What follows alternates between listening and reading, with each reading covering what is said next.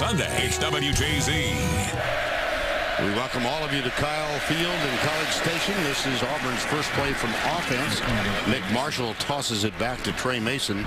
It is already 7-0. The Aggies got the opening kickoff. Took them 1 minute and 41 seconds. And the touchdown came from Johnny Manziel to Mike Evans, a combination that has been lethal for opponents this year, 26 yards out. And now Auburn has the ball with a second down. That's Mason again. And Gary, take us through the touchdown. Wide receiver screen, a couple scrambles, a couple completions by A&M on the opening drive. The big wide receiver Evans comes inside, caught Auburn in a blitz. Nobody there to make a tackle.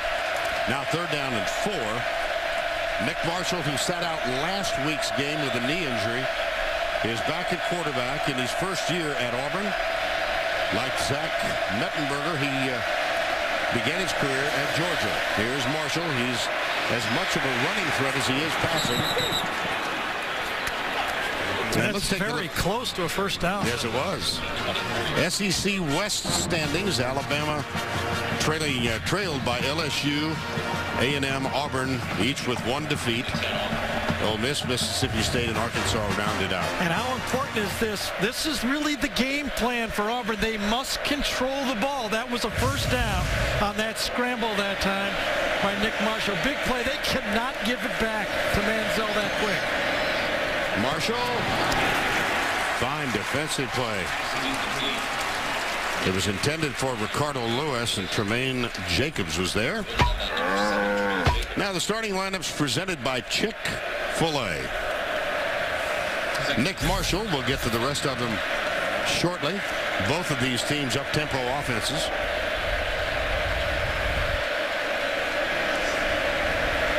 And here's Marshall. C.J. Uzomah, his tight end, well, up-tempo at times. Jay Frost, the fullback, was in motion. Pass complete on the left side, right side. Sammy Coates, number 18. And let's introduce you to the remainder of the Auburn offense. Robinson, Kozan, Dismuke, Slade. Avery Young is getting to start today. They left the normal starter, Patrick Miller, back in Auburn. Violation of team rules. You see the rest of them, Frost, Mason, Uzomah, and down the list. 1st and 10.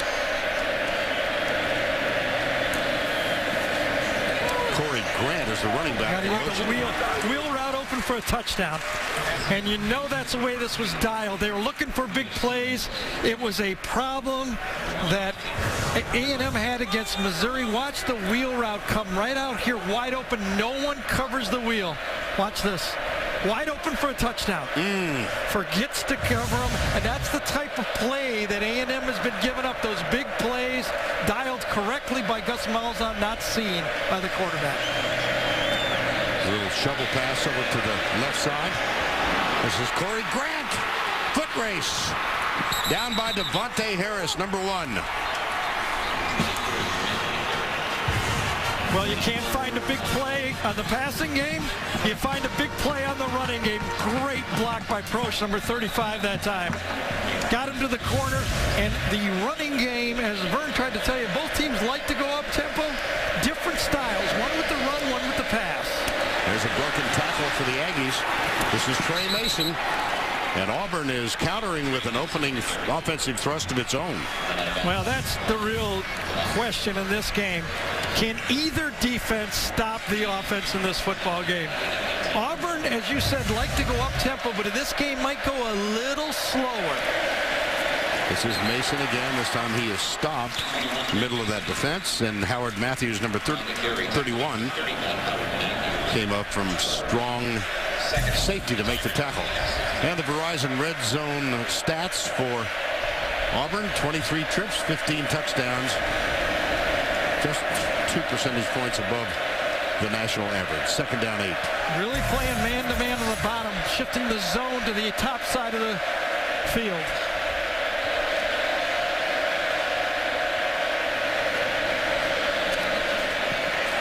Marshall pressured, ducks it, runs, Man. Touchdown, Auburn. My gracious. Johnny Manziel playing for both teams here today. Did that not look familiar? What a great drive, a great answer for Auburn. Nick Marshall takes his team right down the field. They did try to go to Coates on the play, was taken away, and Marshall does his impersonation of what a spread quarterback needs to do in that situation. Well, great answer for Auburn. The Aggies have and they're going for two. How about this? They may shift back and kick it. Gotcha. Okay. Auburn. Cody Parkey, yeah, there we go.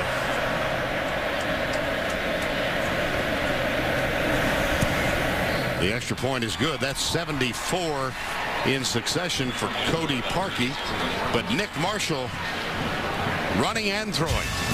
He sure did, and he did it the way you have to, controlling the ball and making small first. When you watch his team play, they believe and they feel they're better. After the embarrassment last year, they just wanted anything to believe in. Well, and among the embarrassing events was A&M's visit to Auburn. Right. They won that. They put 63 points on the board in that victory. And so let's check in now with Tracy Wolfson.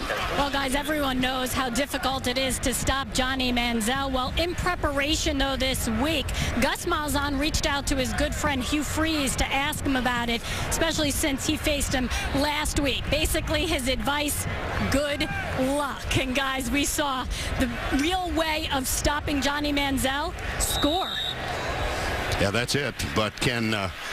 I mean, you got to go in the 40s, I would think. I would think so. I think when you start this game, you have to realize, you know, they've gone 9 straight scoring 40. I'd put 41 on my list and say we got to score. Fine defensive play by Carl Lawson. Outside linebacker, the will linebacker, number 55, and Manziel taken down for a loss. One of the strategies that Auburn will use in this football game is go very deep in substitutions on defense.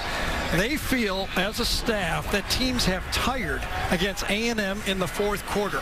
They want to be fresh in the fourth quarter with it a football game, it being a football game. 5 wide now, empty backfield after the loss of 3. Second down and 13. Manziel.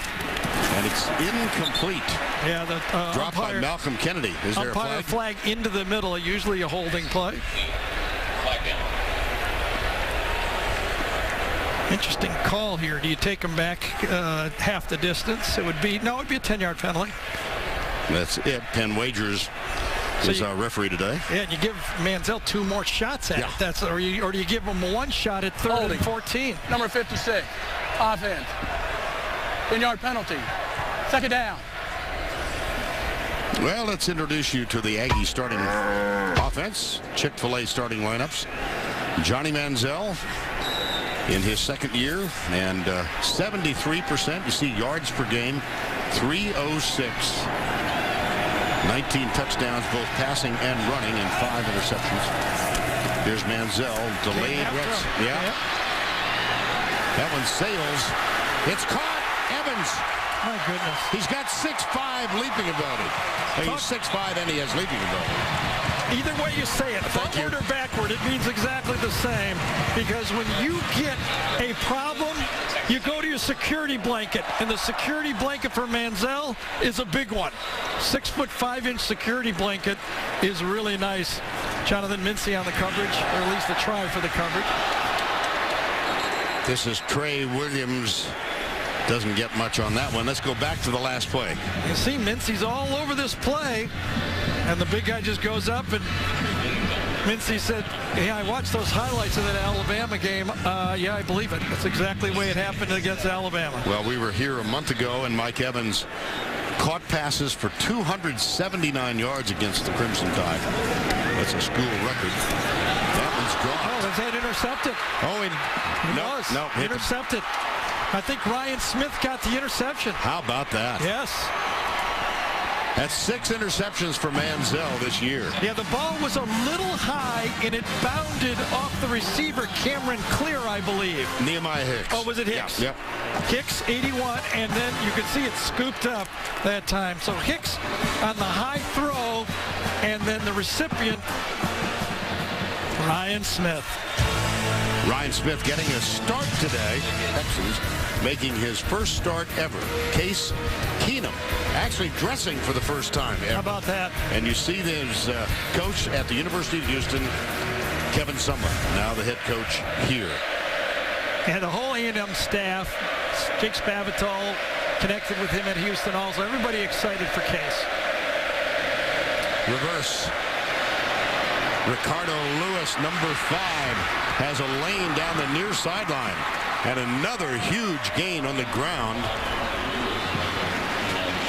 Now you had to wonder, what would Gus Malzahn come up with to try to get this A&M defense that struggles so much against the run? I mean, gaining 5 yards against A&M is almost like a bad play this year.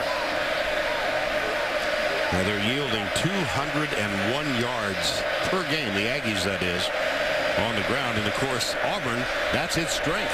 Yes. Whoa. Threw him right off. Sammy Coates. Devontae Harris was the first one there. A little bit of a hitch route. That's nothing. 5 yards, okay. Make the tackle. Just shakes him right off. Now that's a matchup you have to worry about now. With that established, if you're the defensive coordinator, Mark Snyder, you're going, I don't like that. I got to put somebody on his nose and a safety over the top.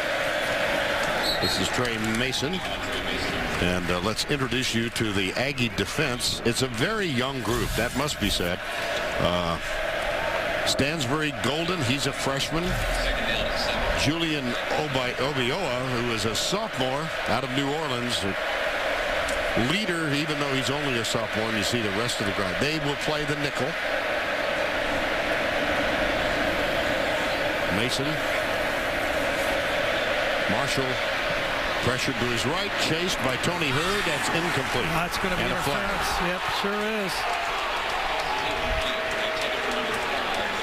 Tremaine Jacobs is going to be called here. Well, you can see it to the outside. Lewis shields the player and coming right around with his arms before he had a chance for the ball to get there. It's going to be called. Defense. Ball will be placed at the spot of the foul. First down. Vern, just to amplify, as we look at this play one more time, the ease at which teams are having running the ball against Texas A&M. 65% of the rush attempts are gaining at least 5 yards this year. Wow. It's almost 7 out of 10. Between 6 and 7 out of 10. How about that? Yeah. That's tough to have good defense. First and goal. Brandon Fultz, number 11, bottom of the screen. Marshall gobbles it. Yep. Picks it up. Manages to make something positive out of it. Tony Hurd, the nickelback, made the stop. Of course, Nick Marshall did not play a week ago and sat out with that knee. Comes back, and that's the way you don't want to get hit. Marshall, as we mentioned, began his career. Quick snap here, Vern. At the University of Georgia, he was defensive back there. They fake it, goes right, missed tackle again. This is Corey Grant. He stopped at the 9. I think it was Gavin Stansbury, number 72, that really blew this play up to begin with. Staying with the play, and then pushes it wide and makes the tackle to the outside. Way to stay at home defense. You got to follow your rules and do your job first. 3rd and goal in a 7-7 game. Blitz. Marshall tucks it, runs it. It'll be 4th down. Julian Obioha makes the tackle, number 95. Now you wonder if, I'm sure Gus will go for the field goal here, but you know, just one fumbled snap really took Auburn and put them from ahead of the down and distance to behind the down and distance.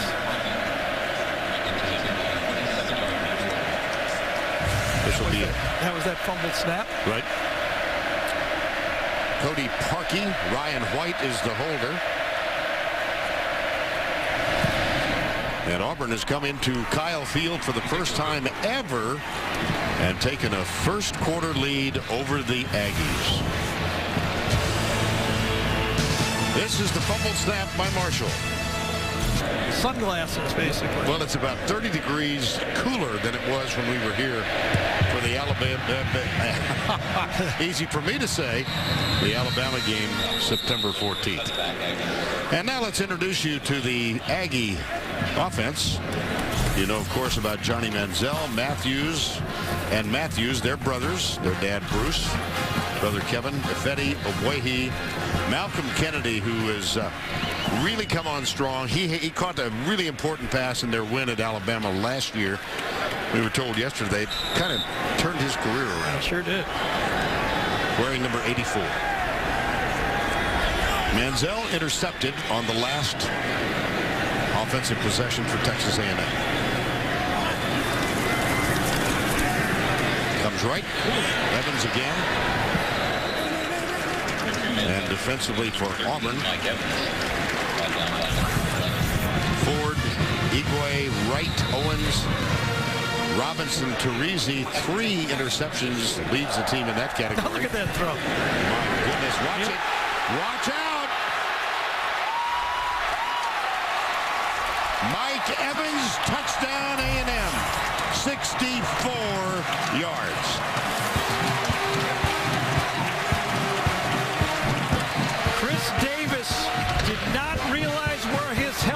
Inside from Jermaine Whitehead. He's got to stay out wide. He got hooked and maybe held a bit of it.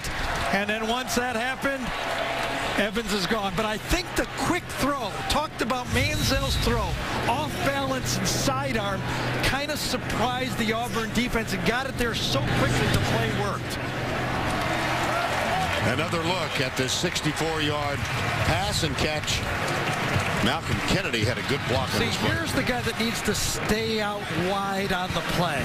You got to force it. Watch the sidearm throw. Zoom, sidearm throw. Gets to the outside, and once Evans gets to the outside, it's gone. Watch his quickness. See, that's everything you're not supposed to do, except it produces touchdowns. 64 yards. Manziel, Evans. Familiar names in this offense. Work.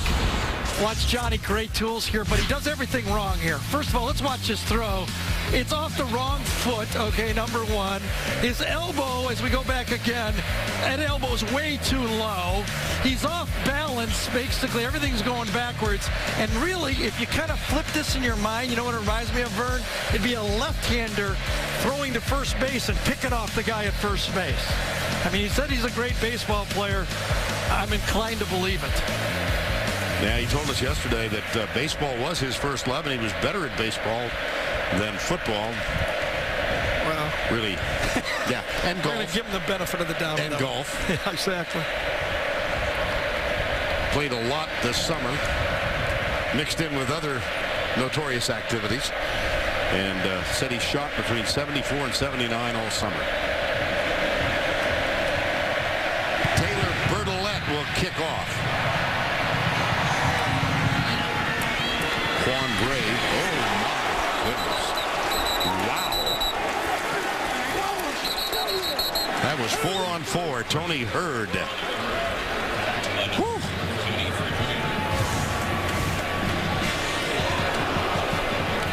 And here's the replay of the tackle. Boom. You know, Vern, as we're talking this game, this is only the second road game for Gus's Auburn football team.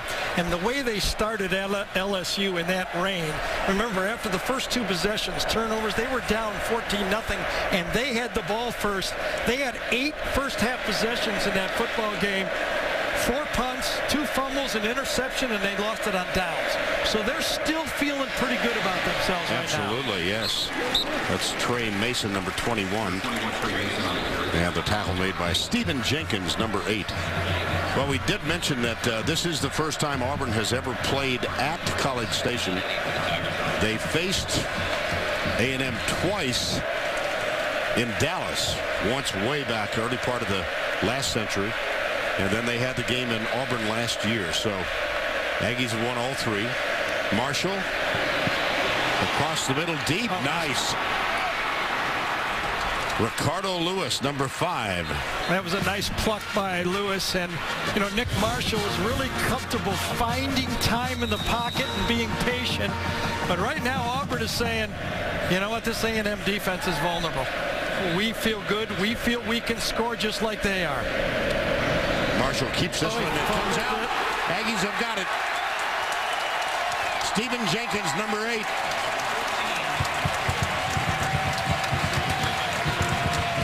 Both teams have an early turnover. We just talked about it. Turnovers against LSU. I think it was Howard Matthews is the guy that caused the fumble that time.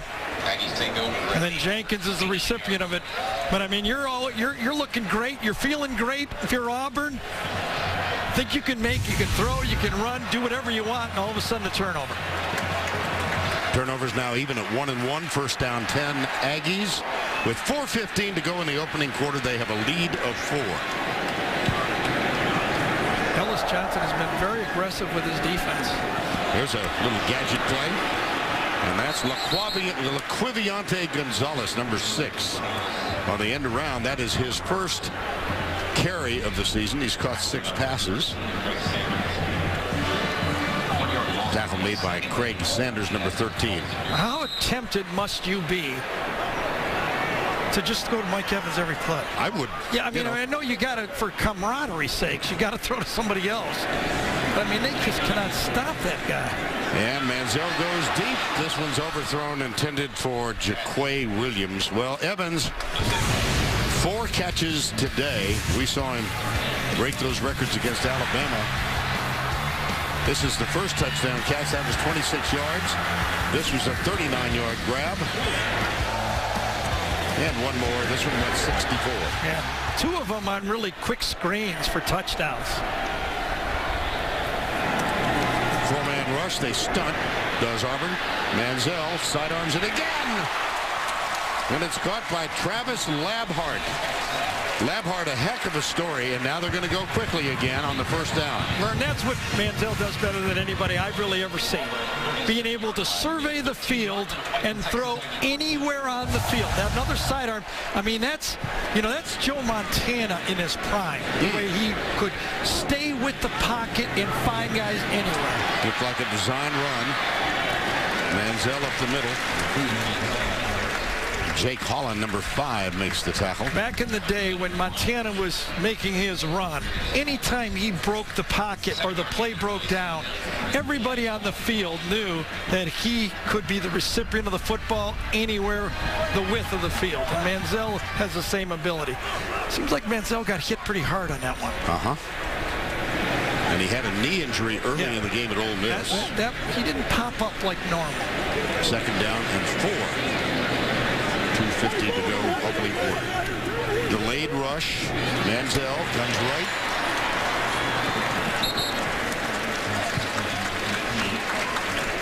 That's Edward Pope, number 18. Yeah, very interesting here. Wonder if something's wrong with Mike Evans, because we have not seen him much. Now he's on the field. This is the first time this series that he's been out there. That's right. First down 10. Aggies, they lead it 14-10. This the first of a 4-game homestand for A&M. They do wind up the season on the road, their last 2, at LSU and at Missouri. Manziel. Amazing. Just amazing. Is it picked off? Yes, it is. Ryan White, number 19. That's when I said, uh-oh. You could see Ryan White had it scoped all the way. John Manziel scrambling, shifty. Nobody tackles him. And then he gets greedy. Tries to make a touchdown play out of a play where he should have been happy with the first down throw. And Ryan White says, scramble all you want. When you throw it 40 yards downfield, I got a chance for it. And White stayed home. That is the second interception that Manziel has thrown, and there is a player down in the end zone. First 3 games, that has been the one noticeable problem for Manziel this year. He's 7 interceptions now. And I think part of it is, Vern, that he feels like he knows, that he has to produce points. Right. He has to take more chances. His defense is not getting any stops.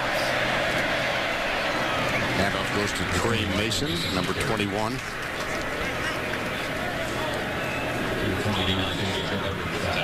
Gus Malzahn spent last year at Arkansas State. He had served the previous 3 years with Gene Chizik as the offensive coordinator. Had his collegiate career began after 14 years as a high school coach at Springdale, Arkansas, before Houston Nutt hired him as the offensive coordinator at Arkansas. Another players down. Here is Malzahn's profile. 27th head coach in school history.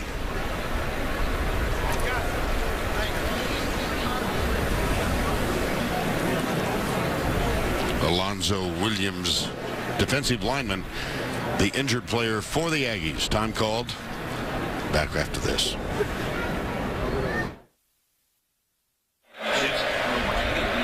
Alonzo Williams did walk off unaided, but he was limping noticeably. And Gary, here's what happened. Yeah, right there in the middle. He gets a double team. You try to stand the double team up, protect your linebackers. But this time, it's like he got his leg trapped underneath him. Game is breaking about the way Auburn would hope, I think. Obviously, 2 turnovers, but they've ran the ball 15 out of 20 plays. Trey Mason takes it on the initial handoff and goes right, number 21. And that's the style that Auburn wants to run. They lead the SEC in rush attempts. They've rushed the ball 65% of the time, and they're doing the same type of game plan here against A&M. 3rd down 2. Ball at the 12. Mark Snyder told us, defensive coordinator for Texas A&M, they run a spread, but it's an illusion of an up-tempo. They really want to play power football with the spread. Play action on 3rd and 2. Got him again. Yes, they did. Jay Prosch, the tight end who caught his first touchdown pass in his career last week. Out of the backfield, that's a huge gain. He's really half tight end, half H-back, half offensive guard with a 35 number on him. They had the wheel route once already. They get the wheel route again, and Jay Prosch, the poor guy, I mean, he's 4'8", transfer from the University of Illinois, and he says, I'll just take it as far as I can go. Yeah, that's it. Fuel tank emptied there. Here's Marshall again. Got him again? Yes.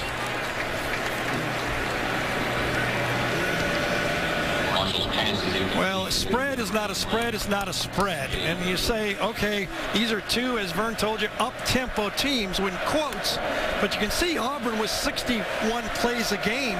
Remember, Alabama, who's considered the slowest in college football, last year won the national championship, and they averaged 56 plays a game. So it's not way out of whack. Not at all. 2nd and 10, 30 seconds to go, 1st quarter.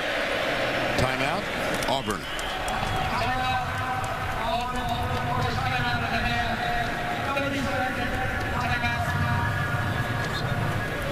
Well, we're going to take you back to the earlier games played in the SEC. Interesting, in the most controversial rule this year, the targeting rule. And Gary, take us through this. We had 3 targeting penalties called in previous games. Right. Early Ray Drew, really the most valuable defensive lineman for Georgia out of that game.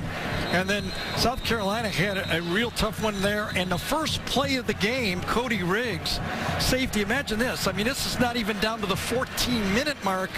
Gets thrown out of the game. So key players getting thrown out of the play. Marcus, Riggs, and Drew. And late in the Georgia game, there was another call where the ejection was actually overturned. That was a huge play of the game. Vern talked about it earlier, but it would have been on 4th and 4, Georgia's ball with a 13-point lead. And in all 3 cases where the targeting rule was enforced, the teams lost. 14-10, 30 seconds. It's 2nd down and 10 at the 32. Marshall tucks it, keeps it, cuts inside. Nice move. Caught from behind, but a great run. Floyd Ravens Sr. made the tackle. Mark Schneider, the defensive coordinator for Texas A&M, said, you know, they run the same offense as Ole Miss, the team we faced a week ago, so we're ready for it. In fact, we had a bye to get ready for it. But Ole Miss, we wanted to force the quarterback, Bo Wallace, to run. We don't want that guy, number 14, running at all. We have reached the end of one. And the long trek for both teams to the south end of Kyle Field. That's the end of the first quarter. The score 14-10.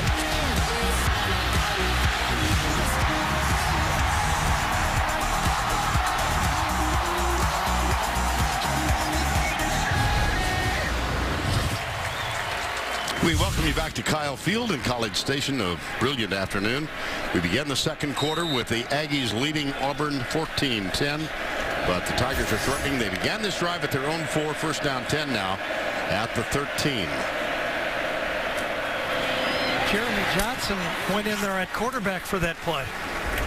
Interesting. Johnson, the true freshman, played all of the game against Western Carolina. That was the first action he had seen all year. All he did was throw for 4 touchdowns, but I think with an asterisk, since Western Carolina had lost 32 straight to Division I teams. Now Marshall is back in. 2nd and 6.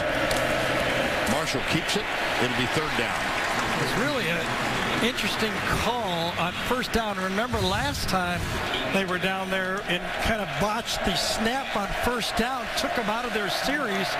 So they come back this time, Gus does, and switches quarterbacks.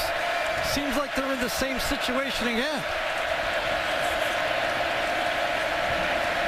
3rd down 4. The ball at the 7. 14-10 Aggies.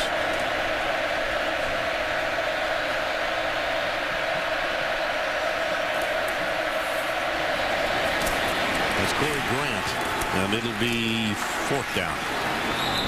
That's going to be real close. It'll be close. Yeah, right. It's short. I believe it is short. Number 20. Now, what do you do? Here, Gus Malzahn here right now. You know, I mean, it's going to be a high-scoring game. You're down 4. It's very close. I really agree with this, I have to say. You got to play the long game on this one. You got to figure it's going to be in the 40s. 4th and 1. Trey Mason is the running back. Blitz. Mason. Oh, look at that. What balance. It was timed out so well by the blitzing linebacker. Was it Jenkins that hit it full on right there? Inside, but Mason refuses to go down, keeps his legs going, and that is an effort first down if I've ever seen one. I thought he was going to be stopped clearly short of the play, ran right through the tackle, and makes the first down. First down goal, Auburn with a chance to reclaim the lead. They hand it off to Mason. Did he cross the plane? Marshall thinks so, but it's short. Gavin Stansbury with the tackle.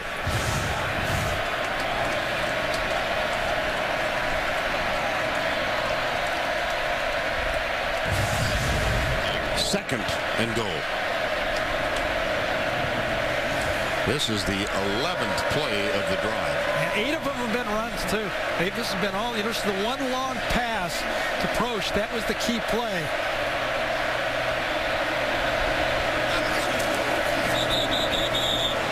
That was whistled dead. Mason scoots in, but that whistle came before the snap.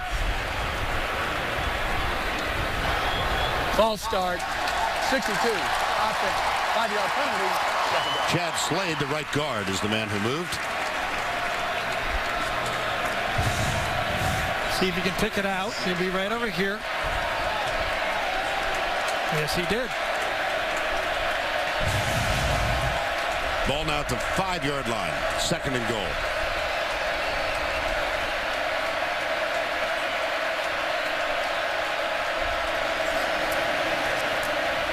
Marshall rolling right. Nobody open. Hauled down back at the 13 by Julian Obioha. Yeah, Obioha does a great job of stringing this play out to the outside. He lines up right there. No one open. Great coverage in the secondary. No one to go through. Marshall tries to buy more time, and smartly at least doesn't make a big mistake. Third and goal.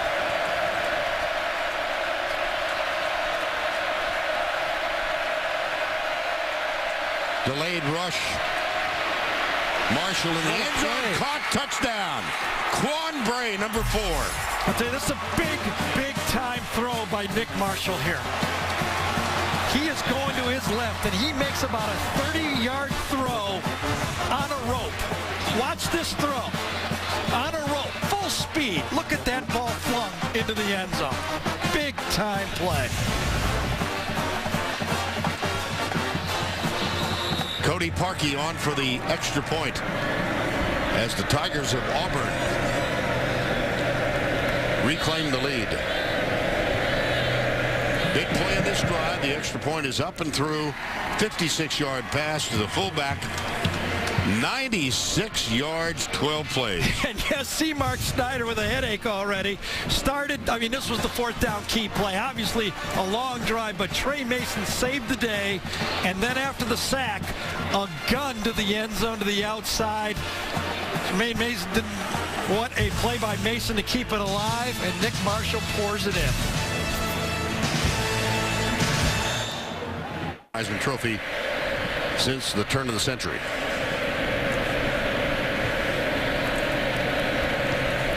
Auburn ready to kick off.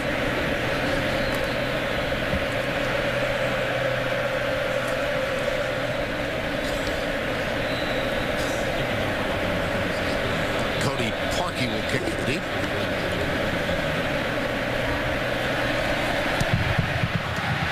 Williams and Molina are deep, but doesn't matter. Neither of these guys will be able to return it. That's going to be a touchback.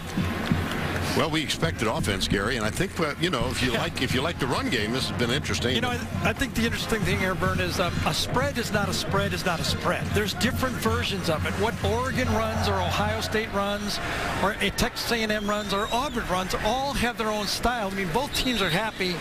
Manziel's throwing for all his yards. Auburn's running for all their yards. Different ways to spread the field and move the ball. Manziel has thrown 2 interceptions.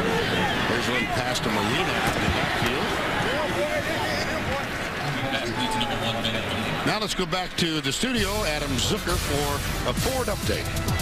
All right, thanks, Vern. Another top 10 team in trouble at home. The number 4 Ohio State Buckeyes. Watching Iowa's Jake Rudock go to Cavante Martin Manley at 17-10 Hawkeyes. Nation's longest winning streak on the line.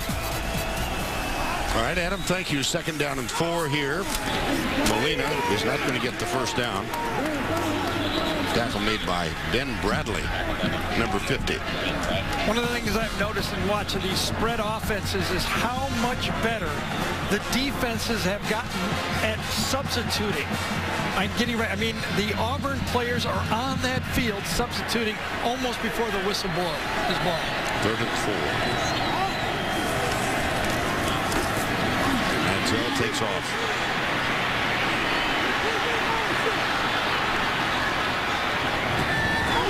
Dropped. Evans coming back to meet the pass from Johnny Manziel. Chris Davis was defending that one, number 11. Yeah, let's give credit to this Auburn defensive line, though. They had 6 sacks in their game against Ole Miss a couple of weeks ago. They are pressuring Manziel. This is at least, what, the 4th time in this game he's had to come out of the initial pass, scramble around and try to make a play. The front pass rush for Auburn is making a play in this game. Here's the first punt of the game. It's Drew Kaiser. Now that goes over the head and hops into the end zone, touchback. Kaiser only his 17th punt of the season, which gives you some idea of the potency of this Aggie offense. That's 69 yards. First down and 10.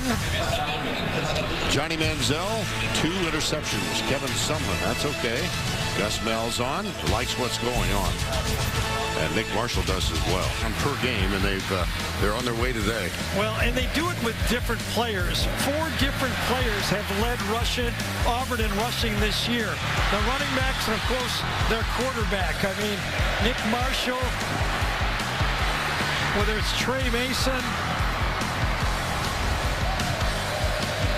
whether it's Gray, they give you different types of players, different types of plays to defend the whole game.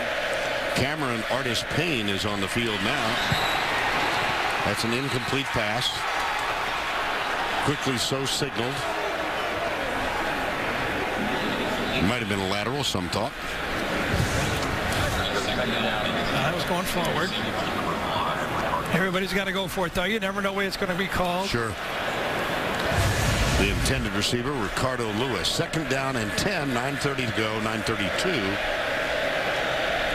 in the second quarter.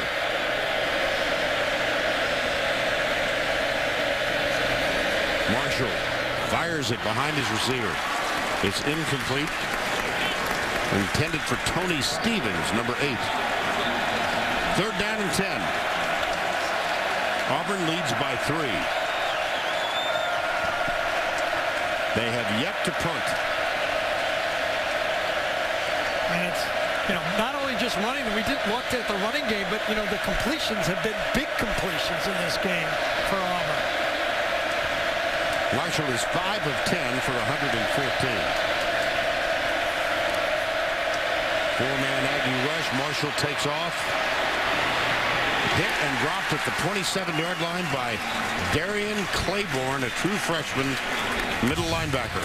Well, give that secondary some credit, because this time Marshall looked downfield, nothing was there, tried to get it on the first down, and Claiborne makes the tackle. It's like, in this game, it's like breaking serve in tennis. I mean, that's a big victory to get them to go out there and punt. Stephen Clark is on to punt. He's only punted 24 times this year. More significantly, only 2 have been returned. 2 of 24. Devontae Harris is deep. That will be returned, but not for a lot. Good ball security. And a little jawboning going back and forth. 40-yard punt, 43 make it, and 2 on the return. 8:37 to go. First down and 10. Aggies have the ball back. Home of the 12th man. No one respects Field. 2 touchdowns, 2 interceptions today. He's got really amazing vision, doesn't he? He really does. And most quarterbacks, obviously, when you're in the pocket, you can survey the whole field from sideline to sideline. But what Johnny Manziel does, and when he gets dangerous, is when he scrambles, most guys only have about a quarter of the field to throw to, the side they scramble. Manziel turns and looks all the way back and attacks the whole field on the scramble. That's what makes him dangerous for the defense, and that's what makes him dangerous for throwing and making mistakes for the offense, too.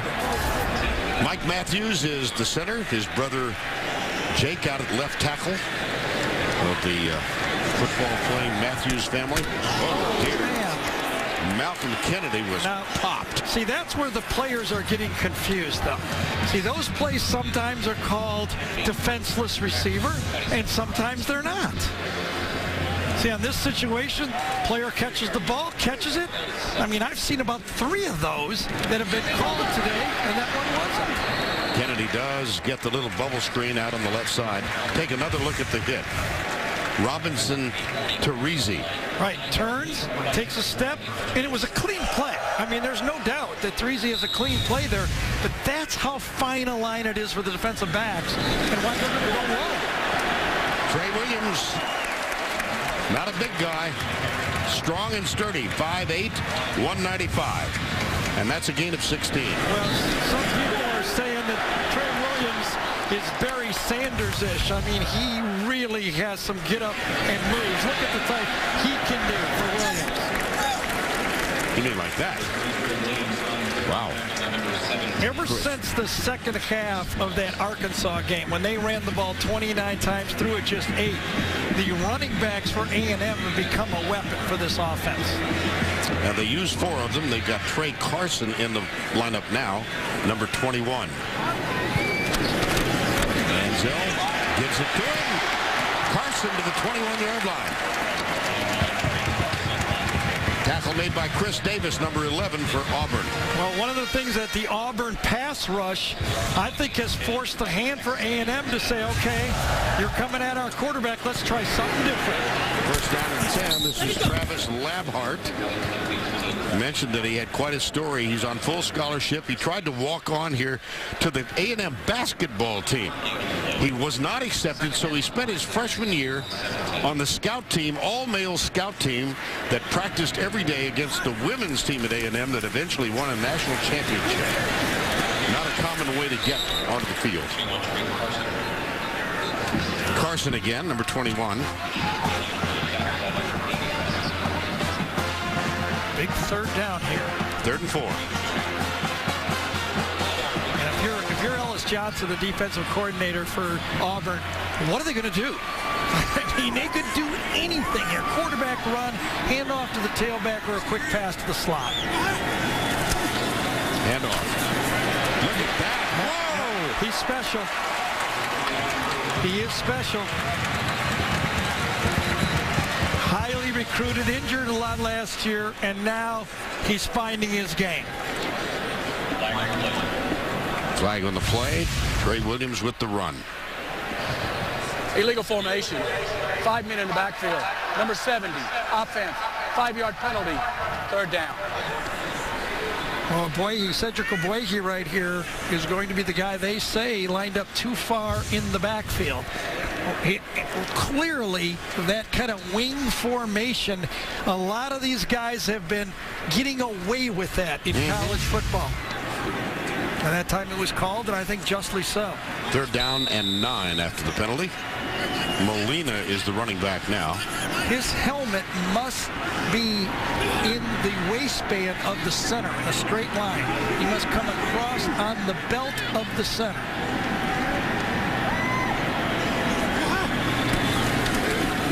Manziel. Good protection, but nobody open. He'll tuck it, he'll run it. He's out of bounds at the 19. And it's going to be 4th down. So 3 big mistakes for A&M. 2 turnovers on interceptions, and then a key penalty where, you know, I was almost thinking they're going to score another touchdown. Now they're going to have to go for the field goal. And here's Josh Lambo, quite a story in his own right. He was the hero of last week's win on the road at Ole Miss. Knocked home a 33-yarder at the buzzer, at the gun, to win the game, 41-38. Lambo. 37-yard field goal. Beautiful. Took over from Taylor Bertolette when Bertolette missed 2 extra points at game against SMU. Lambo ties it up. $450 million renovation. And they're gonna slide the field in this direction and then lower it and then spend a bunch of money. Yes. And the construction, major part of the construction, they've already done some early work, but the major part of the construction will begin as soon as the last home game is played here, and the new stadium expected to be ready for the start of the 2015 season. Kyle Field, constructed in the 20s, expanded as most are over the years. And the listed capacity now at 82,000.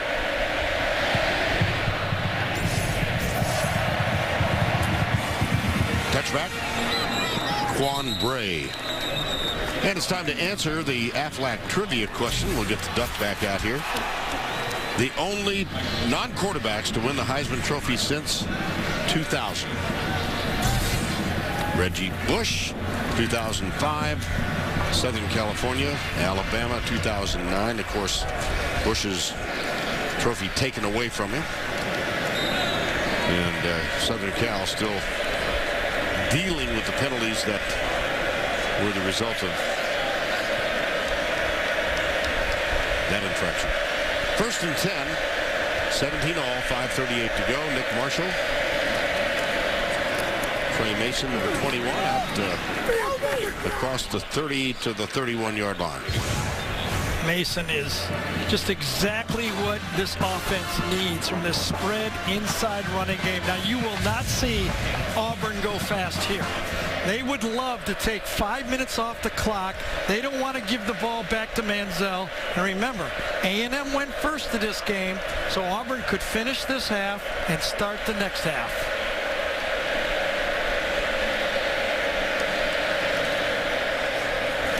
Marshall comes right with the ball carrier. Big 3rd down now for the A&M defense. Isaiah Golden, one of the two true freshmen starting for the Aggies, made that tackle, number 99. 3rd down and 3 with 4:42 to go. Big part of this football game right here. Quan Bray, top of the screen. Brandon Fultz, number 11, is in the slot. Sweep, right side, knock. Ricardo Lewis, 4th down. Tried to do the speed sweep to get around the A&M defense, and it was turned inside and stopped by Jenkins once it was turned back. Great defense that time. Give a little attaboy to Howard Matthews that time, number 31. He's the one that turned the play back. So Stephen Clark, whose last punt was returned, though for only a modest return, will punt away to Devontae Harris, number 1.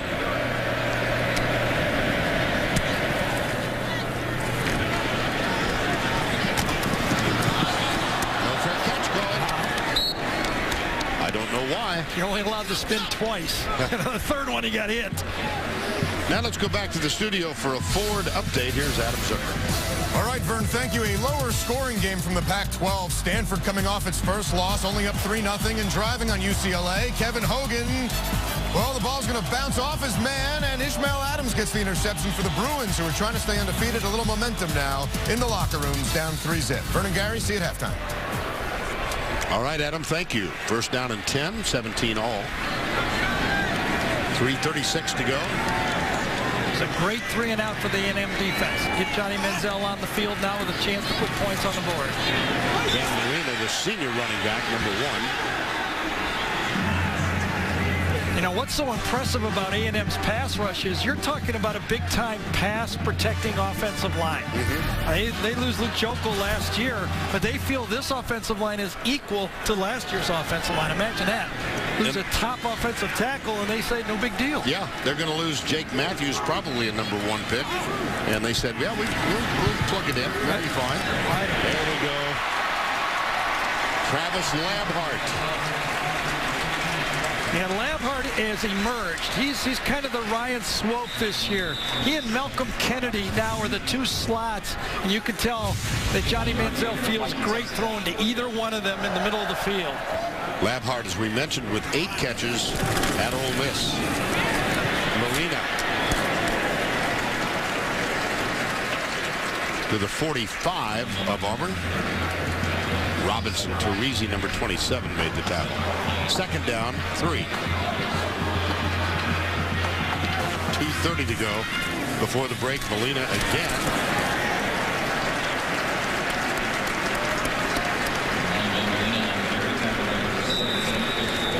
Chris Frost, middle linebacker, with the stop. Right, no hurry at all. And out goes Mike Evans again. Let's watch that. Tracy called up and said, you might want to watch Mike Evans. He might have got nicked on one of those earlier series on one of those passes he caught. 2:09 to go. So Evans on the bench. Molina alongside Manziel. Here's the read option. Manziel gets a couple. Yeah, they'll probably take a timeout here. They do. Craig Sanders after the 1-yard gain. Timeout. A&M, both teams have 2 timeouts left. I don't know if Evans is nicked or gassed. He has got a lot of yards. 1:55 to go. reports are that he was dealing with some sort of cold, so I think it's a little bit of both right now, guys. All right, Trace, thank you. 2nd down and 9. Yeah, he has 140 yards receiving, and then all the routes he's running when he doesn't get the ball. He's at the top of the screen. Malcolm Kennedy in the slot.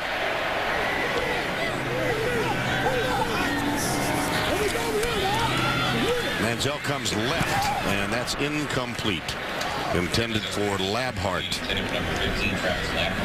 Well, what have Nick Marshall and Johnny Manziel accomplished here in the first half? Look at Manziel. I know. You just get the feeling that Manziel's having a rough first half. You're saying Auburn's done a nice job. You know, stopped them 3 times, held them to a field goal. They got 300 yards total offense, and he's doing pretty well. 3rd down 9 here. The ball at the 39.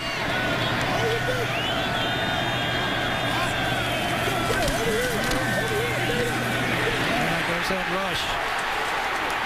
Ladarius Owens, number 10. And right over a pretty good football player, too. He's matched up right here with Jake Matthews. Watch that. That's how you make a name for yourself. You go up against a future #1 draft pick offensive tackle, and you take him right into the quarterback. That is a loss of 13 and brings on the punter, Drew Kaiser. Deep man is Chris Davis, number 11. Little cooch punt. And that's going to be down inside the 5. How about the 1-yard line? 51 yards. Start your Monday night with a great hour of comedy.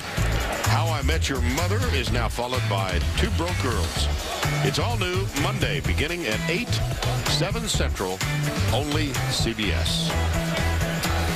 Looking at the clock here with this time left. What is it, a minute 13? Is that where we are right now? Minute 04, okay? Right. A&M with 2 timeouts can force a punt. It'll be, 10 seconds left maybe in the half, but they can force a punt.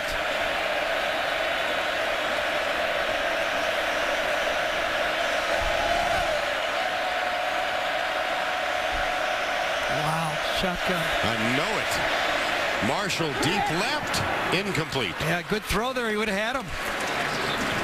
Sammy Coates, number 18, was the intended receiver. This is very interesting because now you see the top one-on-one coverage. 9 men in the box basically right here.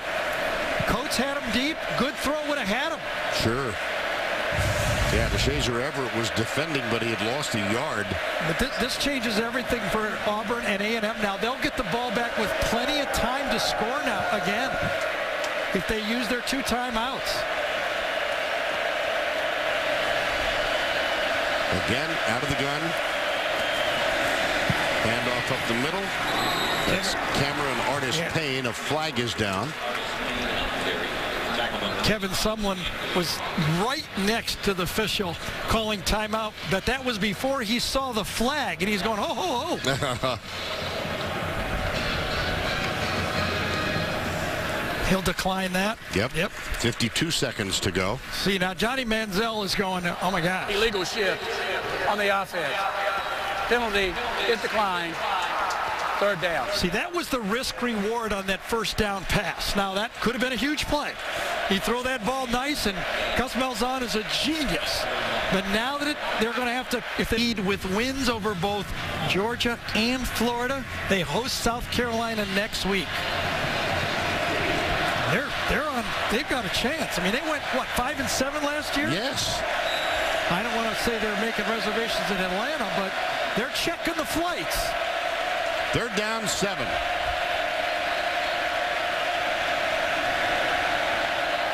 Gus Malzahn took a timeout. Did not like the look.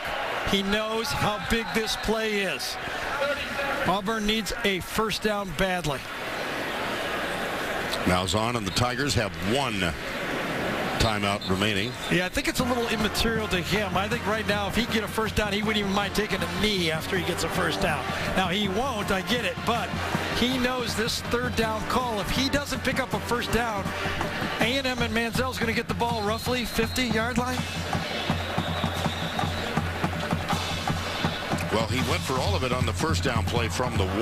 And big risk reward there, right? Yes, absolutely. So now a huge third down play. Lots of folks from Auburn here. Typically on the road, they don't get the best seats. Now, real interesting play call here, too, because if you throw it, it's incomplete. You let A&M play with 50 seconds or 40 seconds with a timeout. 3rd and 7. Ball at the 4. See what Aggies do defensively. They bring 4. Marshall drills it deep left side. Oh my gosh. Sammy Coates had a step. Wow, you cannot throw the ball any better than that. Howard Matthews is going, thank the Lord, because that is right in the breadbasket. That's 2 times on this series. On the first down play, bad pass by Marshall. This time, poor catching techniques by Coates. Yes. Big drop. Bad pass and a big drop. 1st and 3rd down. Stephen Clark. Devontae Harris is deep. Fair catch at the 42. Get the ball, the timeout. Now you got to understand it. I'm not, it's just the decisions you make. On first down, you say, listen, there are 9 men in the box. If we throw a good ball, you got a knuckler there. He did not let the ball go cleanly, and it didn't fly on him. This one was perfect. 1 time on the quarterback, 1 time on the receiver, but it produced. Manziel back out on the field with a timeout. At a first down 10, 36 seconds on the clock. And he's got to relish this opportunity if you're Johnny Manziel. What does Ellis Johnson do? Does he rush him, blitz him, or just rush 4? 4 receivers out. Manziel pulls up, fires it, wide open. It's Evans. Goes down, he gets a block, dives, touchdown. Travis Labhart with the block. That's the 3rd touchdown catch by Evans. Really close here. Let's see if he touches the line first. I think he's stretching across. Stretches the ball out.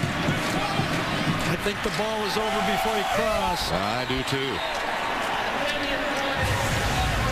The ruling on the field is a touchdown. And you can see, thinking back, just think about the decisions you have to make as a head coach.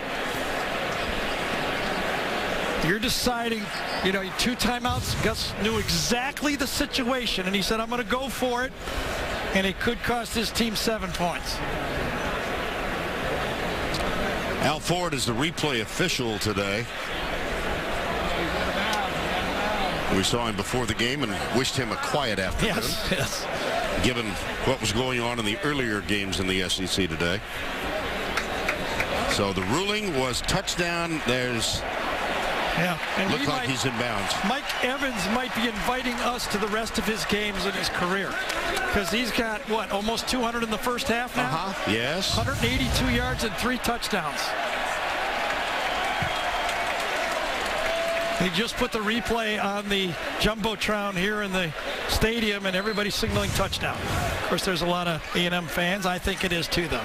Right in front of us, as a matter of fact. They're all turning to you, Vern. Yeah. Give them the signal. Vern says touchdown. I don't know. Yeah, we're interacting with the Aggies fans. Oh, goodness. We like to keep them nice. We're really nice to these people because they're right next to us. Absolutely. Well, this is Ford's taking a long, long look at it.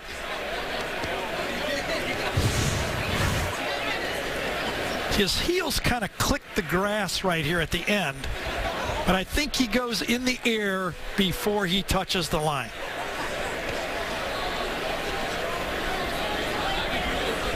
I do not see enough to overturn the call. Oh, either do I. I think it's going to be a touchdown. I see nothing, no mark on the grass there at all, and I think it's a touchdown.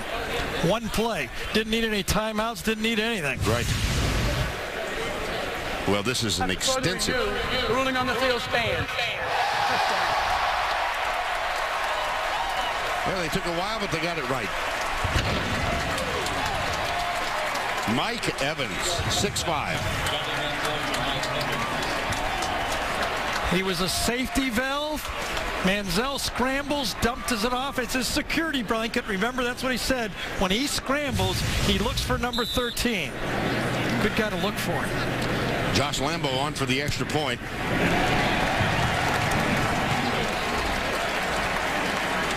Well, the Auburn pass rush flushed Manziel again. Only a 4-man rush. Send out 5 receivers. Everybody covered pretty good. And then once Manziel breaks the pocket, it's over for the A&M secondary. And a really, really fine block by Labhart downfield. There it is, ruled a touchdown. Gary, we've got 5 or 6 rows right in front of us, and they turned around, we're interacting. It reminded me of when I was doing Cowboys radio broadcasts in the 70s. I was working with a guy named Bill Mercer. We were at the old Soldier Field, and our broadcast booth was looking directly into the sun, and it was just like this. With the fans. And all of a sudden, the guy stood up and looked at Bill, and he said, "I'm just sick and tired of listening to you," and he threw a beer in his face. That's how close they are. They really are that close.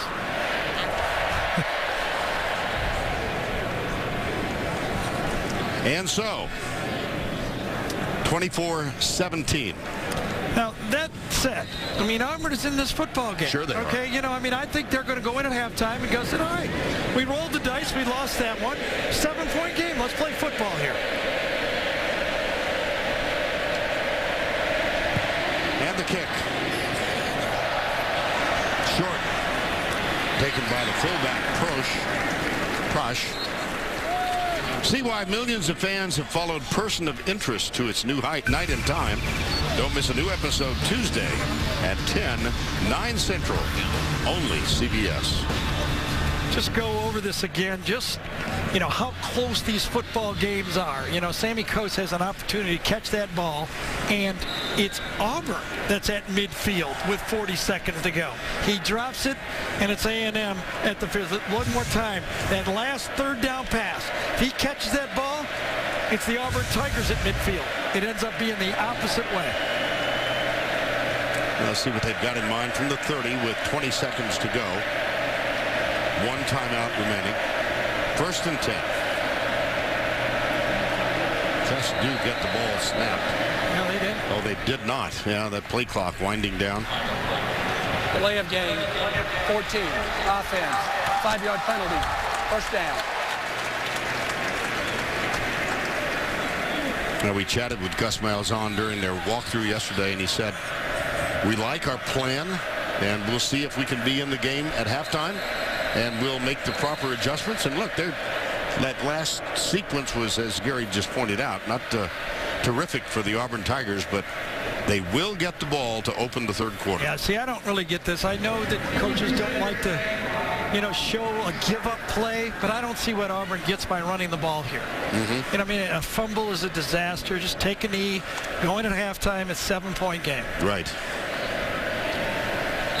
You know, Gus Malzahn was very confident, but not as confident as Kevin Sutherland is. It doesn't matter who he's playing. He comes across and owns the room when you walk in with Kevin. Yes, he does. Up the middle, Marshall. Let's see if they stop the clock with their final timeout. 10 seconds to go. Apparently now that's going to be it for halftime. Kevin Sumlin in his 2nd year as the head coach at Texas A&M. Nick Marshall and the Tigers trail by 7. Very enjoyable football game. Sure is, yeah. A lot of fun. And let's go down to Tracy, who is with Gus Malzahn. Thanks, Vern. Coach, a series of plays down there that allowed A&M to get the ball back and score. Would you like to have those back right now? Well, there's no doubt. I'd like to catch that ball right there. But, hey, that's part of it. Hey, our kids are playing hard. They're playing with a lot of guts. We need to come out here and score some points in the 2nd half. I know you're happy where you are going into this half, but what do you need to do for the next 30 minutes to pull off the win? Well, hopefully our defense is starting to get in a rhythm right there, knowing what they're doing. Offensively, we're going to have to throw the football some, mix in the run. We get the ball coming out of the halftime, so we need to put some points on the board. Thanks a lot. Vern? All right, Tracy, thank you. Tracy moments ago with Kevin Sumlin. Coach, Auburn right in this game. You've given up 282 yards overall, 168 on the ground. How do you adjust there defensively? Well, we're trying to adjust. You know, they lead the league in rushing for a reason, so they do a good job. You know, we got to hang on to the ball. We turned it over a couple times, and we got to create some turnovers this half and take control of this football game. Still, though, what can you say about Mike Evans and what he's done in this first half with 3 touchdowns there? Just great effort. You know, the guy plays like that every week. You know, like I said, we're not surprised with him. We just got to give him some more water and get him ready to go this half. Yeah, a little banged up. Thanks a lot, Coach. Appreciate it. It's like the Pony Express. Give him water. Yeah, exactly. 3:10 to Yuma. Well, you heard Gus Malzahn tell Tracy as the halftime began, we do get the ball in the second half. So it'll be, go ahead. Yeah, and look at it this way. The first time Auburn got the football, they were down 7. Well, the first time in the second half, they're going to be down 7 with the football. Game's half as long now. Taylor Bertolette will kick off for the Aggies.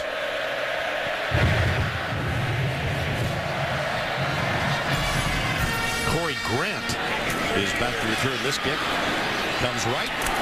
There's a little block. He's got some room down the right sideline. Coming back. Yeah, it sure will. Yeah. 2 flags down. That's just one of those dangerous things when you're going away from the goal line, when you're blocking backwards, you know, away from where the runner's trying to score. You better be right with that block. The official will call that every time. Here's Penn Wagers. Illegal block in the back during the return. Number 1, receiving team. Half the distance to the goal. First down. Again, the blocker is going away from where the runner's going, right in the back, and that's a pretty easy call. Well, we began the third 24-17. Anything surprise you in the first half? I think the turnovers, yes. You know, usually A&M takes good care of that football, but I think the pass rush by Auburn really mixed up this football game. So I think it's still a football game, you know, and I agree. Gus Malzahn went for it a little bit, maybe too aggressive in my mind, but in his mind, he had an idea and he went with it. There's the first down pass to Quan Bray. Quickly out to the left side. Just remember this, Auburn at A&M, you know, as Tracy was talking to Kevin, I mean, A&M is going to be faced with Auburn, who's outscored every opponent this year in the second half, including 21 points against LSU. At LSU. Yes.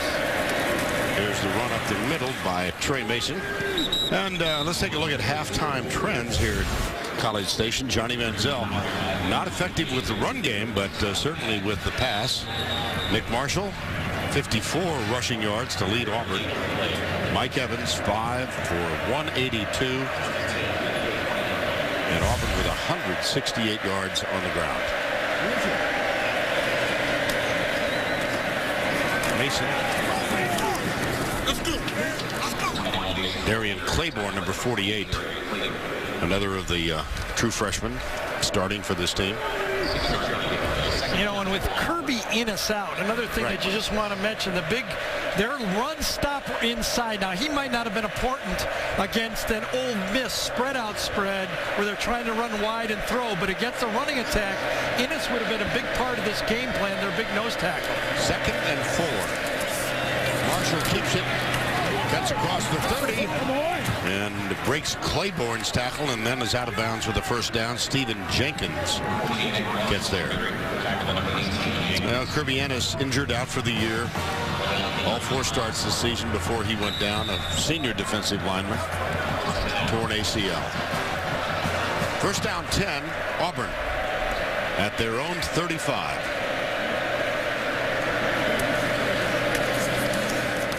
Quick flip into the flat. Sammy Coates, number 18.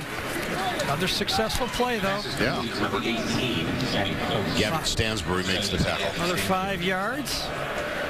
Keep the ball away from that A&M side.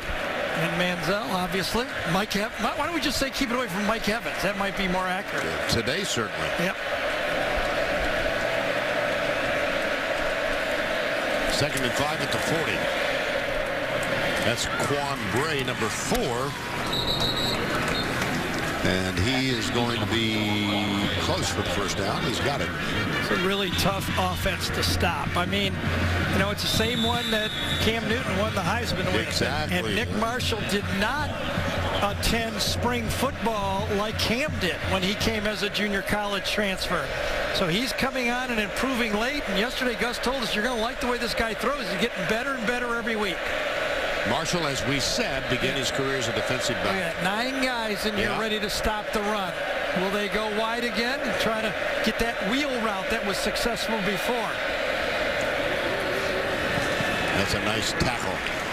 Well, we mentioned Nick Marshall, defensive back. He was dismissed from the team for a violation of team rules and went to community college. In this case, this is Nick as a defensive back at Georgia in 2011.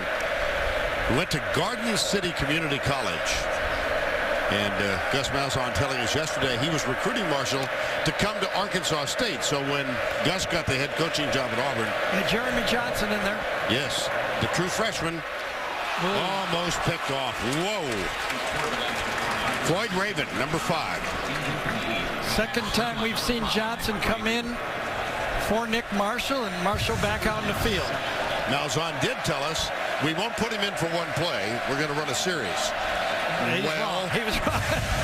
Well, it was, both times they were key plays that didn't pick up, you know, yardage, and now it's up to Nick Marshall to get this first down. 3rd and 8, 24-17. Early moments, second half. Going deep down the middle, man coverage, and good defense by Tremaine Jacobs, number 7. It really was. Play action pass.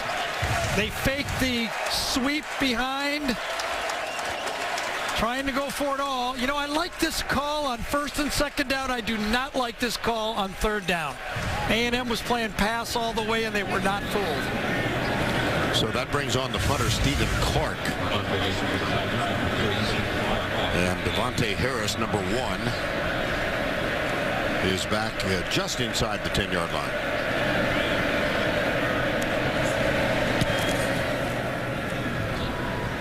Fair catch, called for and taken at the 13-yard line. 37-yard punt, no return.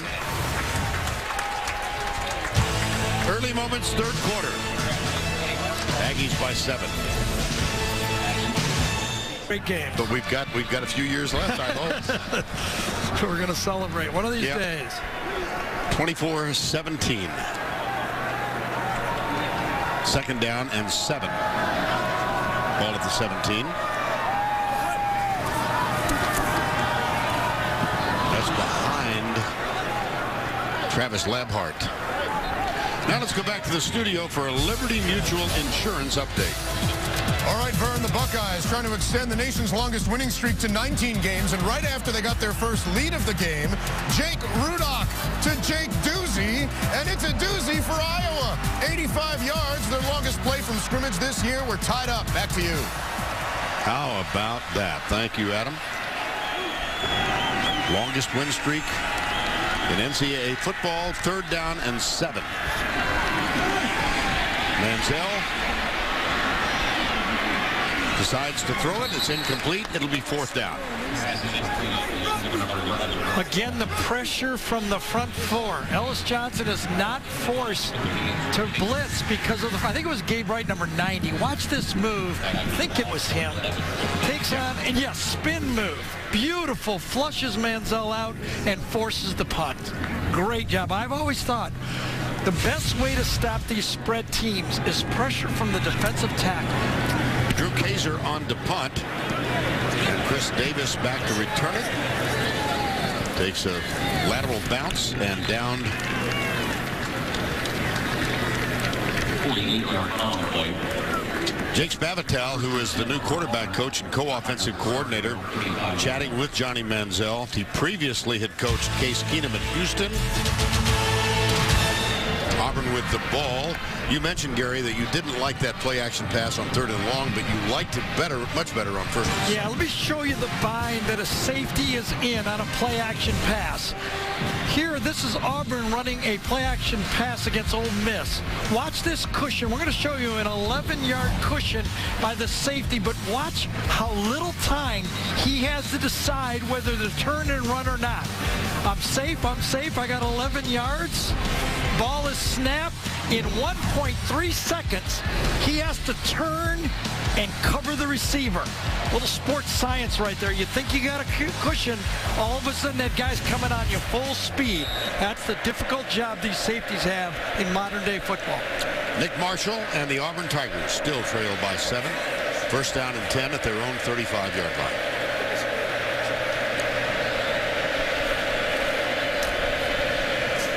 Trey Mason. That's about a 3-yard gain.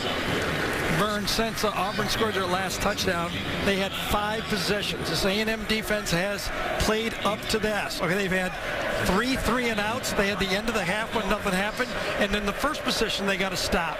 So Mark Snyder and the A&M defense has answered the bell here.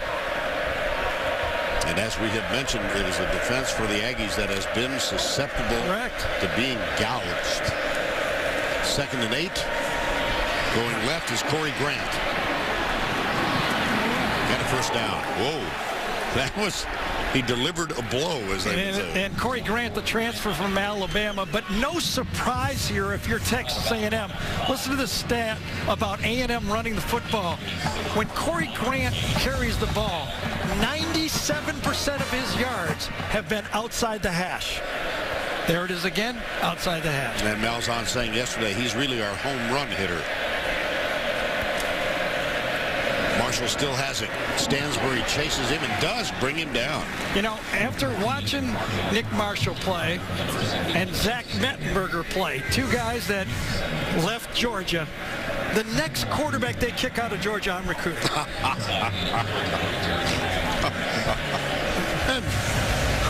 Good philosophy. And they both went to community college in Kansas. I got to go for it. Yeah, I think so. Oh, what a nice move by Mason. Yeah, he's a little bit in between. He's not an outside runner, not an inside runner, but he's got great balance, great vision, and just not follow number 35. I'll tell you, Jay Prosch does a great job. He lines up, you know, about 1.5 feet behind the offensive tackle when they run the ball, and he becomes another blocking offensive lineman.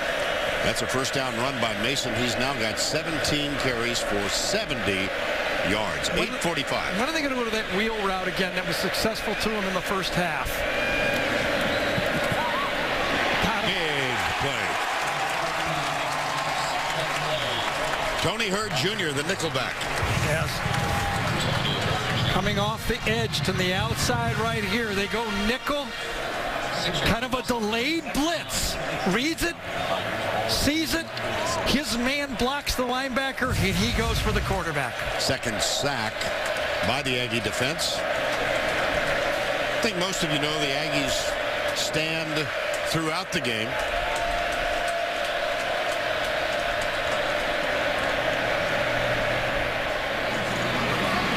Inside move.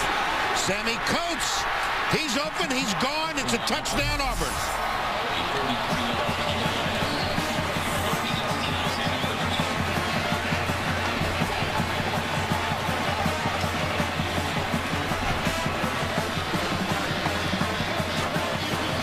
Want to see a wide receiver jailbreak screen with a little bit of deception this time.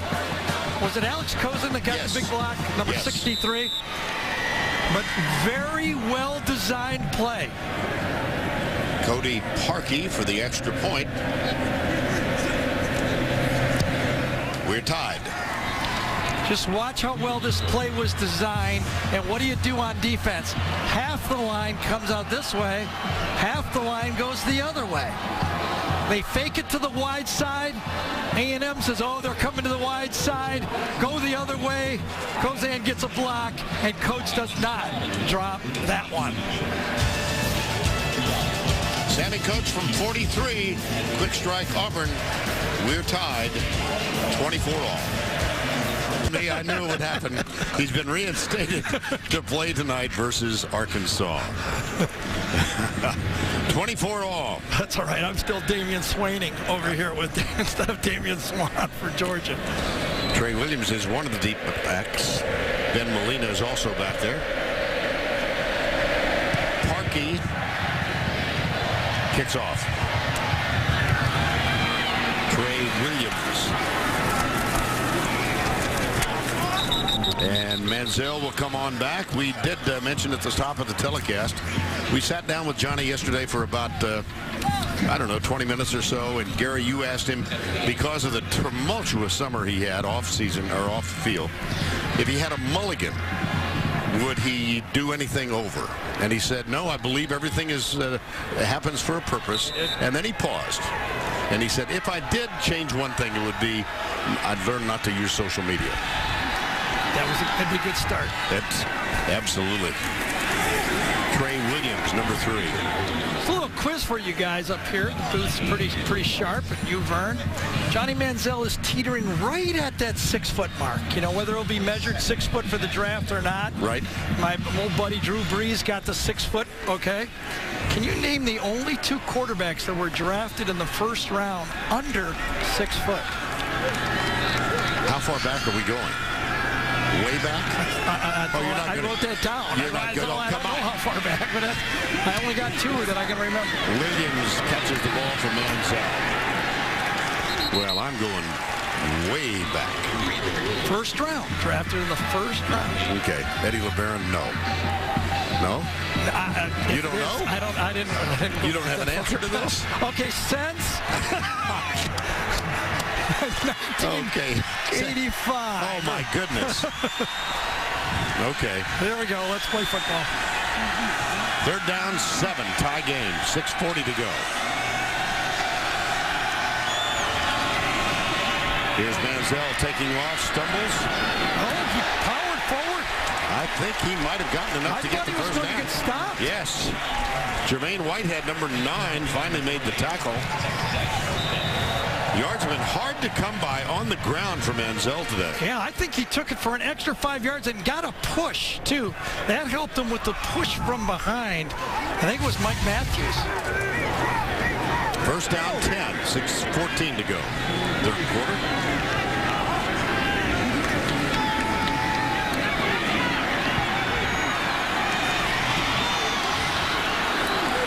Why not? I'll run it.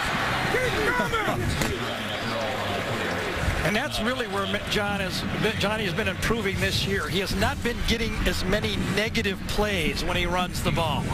I mean, he was magnificent last year running the ball. I mean, you know, he makes yards. I mean, he had 76 rushes a year ago when he won the Heisman that gained 20 or more yards. Think about that. Wow. 8 carries for 17, so very modest numbers today. Easy. Yep. Malcolm Kennedy. Yep. There's a missed tackle by Auburn. And Kennedy picks up a first down. Well, assess Johnny Manziel's day today. Well, got a little greedy. I mean, he loves the stuff he does. You know, the one sidearm pass produces a touchdown, but then he tried to do a few too many things. There's that beautiful sidearm throw, but then he tries to be Heisman Johnny. And, you know, you got to live with a little bit of that. He plays Farvish in the way he plays. That's Trey Williams on the sweep to the right. All right, I guess I'm going to be wrong here, but the only 2 I could ever remember are Michael Vick and Rex Grossman. My goodness. I thought Rex Grossman was 60. No? No? No. Okay. And a player is down. That's Gabe Wright. And slim pickings for the undefeated quarterback. 17-10, they trail late against Stanford. Marcus Mariota, no turnovers on the year. Taj Boyd taking on Jameis Winston tonight. Of course, whoever does it has to take it away from Johnny Football as we go back to Vernon Gary. Thank you, Adam. And Johnny Football telling us yesterday that he formed a friendship with Gabe Wright, by the way, appears okay, with Marcus Mariota. Manziel committed at one point to Oregon. Here he is. Called quarterback draw again. Yes. Oh, he almost broke loose. Big run, Manziel. Yeah, they're not calling as many plays. Remember, we did the Alabama game a year ago in Tuscaloosa. They started the game with 2 quarterback draws just like that. So you can see that this game, 24-24, the pressure on, they've gone back to the well and called the running game to Manziel. Trey Carson, number 21. Manziel wanted to go to Texas. He said he grew up a Vince Young fan. He used to wear a Vince Young jersey with a rose on it, but Texas did not offer, so he committed to Oregon, during which time he met Mariota, and then Johnny said he wanted to stay in the state of Texas. And Mike Sherman offered at College Station. Manziel, he's got him! Who else? Jeez. Mike Evans. Not only that, they're going to call pass interference, and it didn't make any difference. Evans on Jonathan Mincy. Mincy's holding him. He's saying he got to cross that line, too. Actually, he has to touch the line. Remember, he doesn't have to cross it. Pass interference. Number 6. Defense. That penalty declined. We call the play. Touchdown. And that pass put Manziel over 300 yards passing and Evans over 200 yards receiving. Mike Evans has 6 for 215. He has the A&M school record of 279. That was set against Alabama, and that included a 95-yard reception from Johnny Manziel, the record. Manziel and Evans, what a combination for the Texas A&M Aggies. They break the tie. They are up 31-24.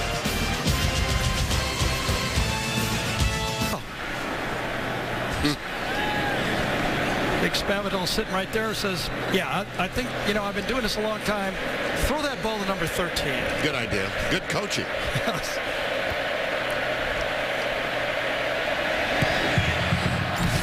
Taylor Bertolette kicks it deep, and this is going to be returned by Quan Gray.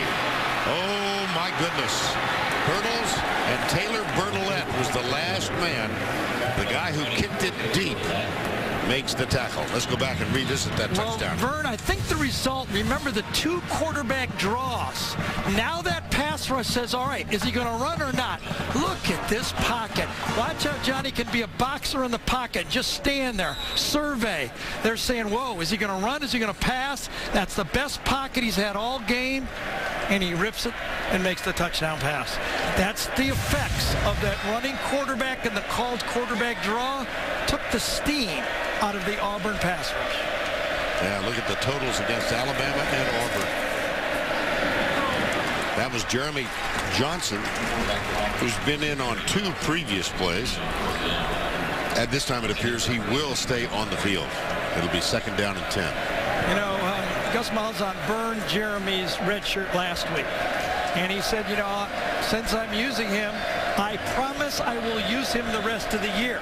I have a plan. But so far, each time the plan, when the play hasn't been successful, he's come out of the game.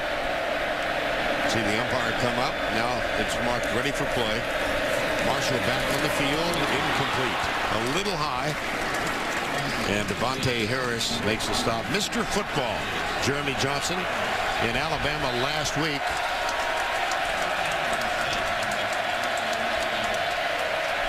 Yeah, Western Carolina just not quite. No.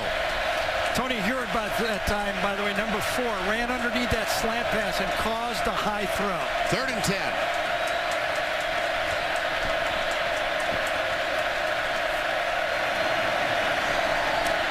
Marshall coming right and being chased.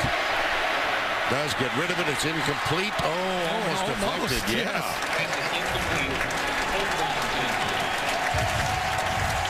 Stephen Jenkins had the pressure. Yeah, I'm not sure exactly who he was throwing to here. Was it Uzama? Yeah, he's tight end. Very far behind. You could see just a swat that time. Get out of here. Floyd Raven, was that who it was? Yes. So Stephen Clark is on to punt on 4th down and 10. Devontae Harris is the deep man.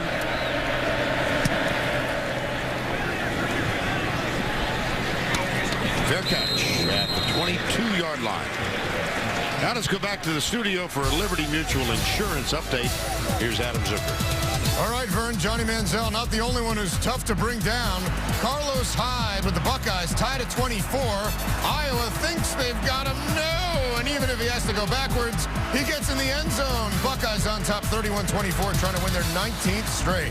Back to you, Vern and Gary. All right, Adam, thank you. We've got a 31-24 score here. And Manziel has his team back on offense. Another quarterback draw. Yes. This time stopped.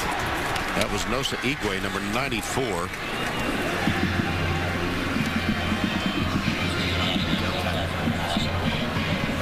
Loss on that play of 3, so second down and 13. Nosa Igwe stop. Second down and 13.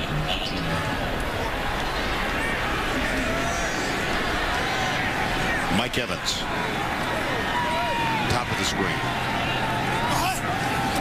Second and 13, Manziel. Little screen pass. Trey Carson. Whoa, he's got a lot of room. Now he's got even more.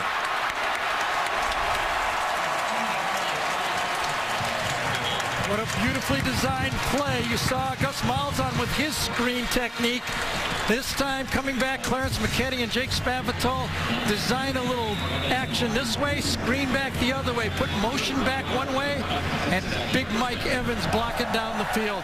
You've got things happening all over the field here. Molina, the senior running back, for a couple of yards. Let's go back to that previous play. Yeah, once he got the ball and he knew he had players in front of him, Carson, you got to make somebody miss. You don't get scholarships in the SEC if you can't make guys miss, and Carson did.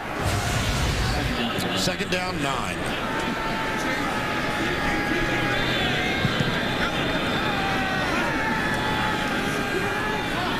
Another quarterback draw.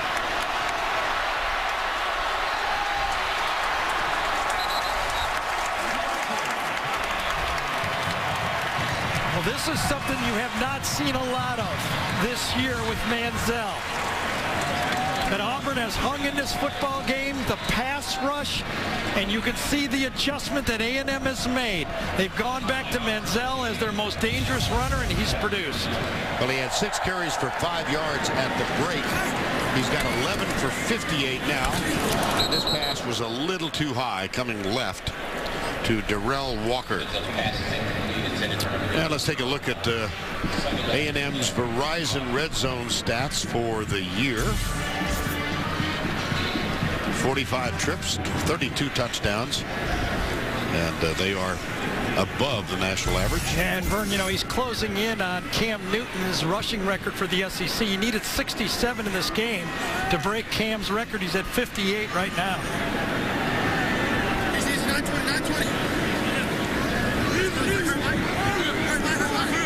Ironic he's going to do it against Auburn if he does it. Well, yeah, how ironic. This is Darrell Walker to the 11-yard line. Chris Davis makes the tackle. Again, after the quarterback draw, no pass rush. Standing back there, bouncing, tapping the ball, and then coming to about his 4th receiver.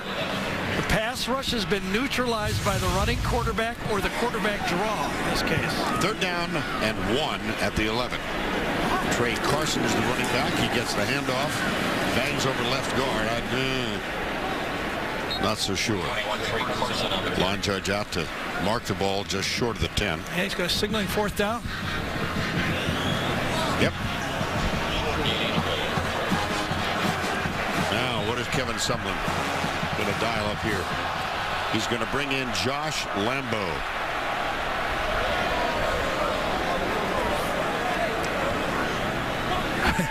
The crowd went, what? I know it.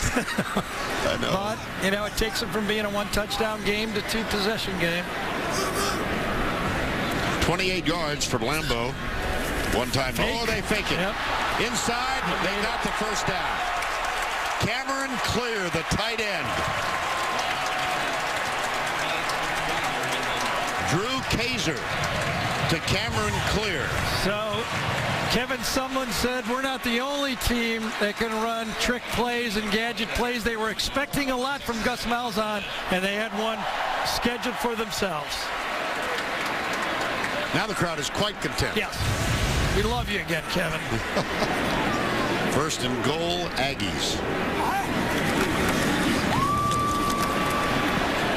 That's Trey Williams. He's got a burst. He does. You know, he really, he doesn't remind me of Barry Sanders. He reminds me of a guy I did cover a while back, Quentin Griffin, the old tailback from OU. Scored like 5 or 6 touchdowns against Texas. He was on that 2000 national championship team. Runs just like Quentin Griffin.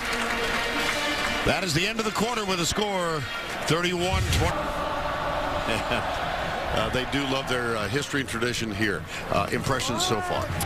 About what we thought, right? We said if you're going to win this football game, Auburn, you're going to have to score a lot of points. Auburn has won 81 consecutive games when they scored more than 30 points. That could be in jeopardy in this game. I think they're going to, obviously they're close to having to get to at least 39 and, probably in the 40s. We thought about that when you started this game for Auburn, you had to figure you had to get to the 40s to win. Maybe not, but logically pretty close. That flag thrown before the snap. It was second down and goal at the 5. Let's see what the infraction might be. False start. 56. Offense. 5-yard penalty. Second down. That's Mike Matthews, the center. I wonder if he was adjusting the ball there. A lot of times they turn around on an audible. He's calling out all of the pass protections. A lot of times they turn and move the ball and look around. And you can see Mike Matthews said, I've been doing that all game. Again, bottom of the screen. If you're going to go a matchup, see how Matthews turns around and makes the calls. There's number 13. Manziel looking left. Now comes up the middle. Look at that. Oh, his shoulder. Did he get? Looked like he grabbed his shoulder after that one. It looked like he grabbed his right shoulder. Yes, he did. This is one of the things. You start having some of those runs where you start getting those extra 5 yards, and that time he got driven into the ground, and he's hurt. I think it's his right shoulder he got landed on. Owens drove him right into the ground.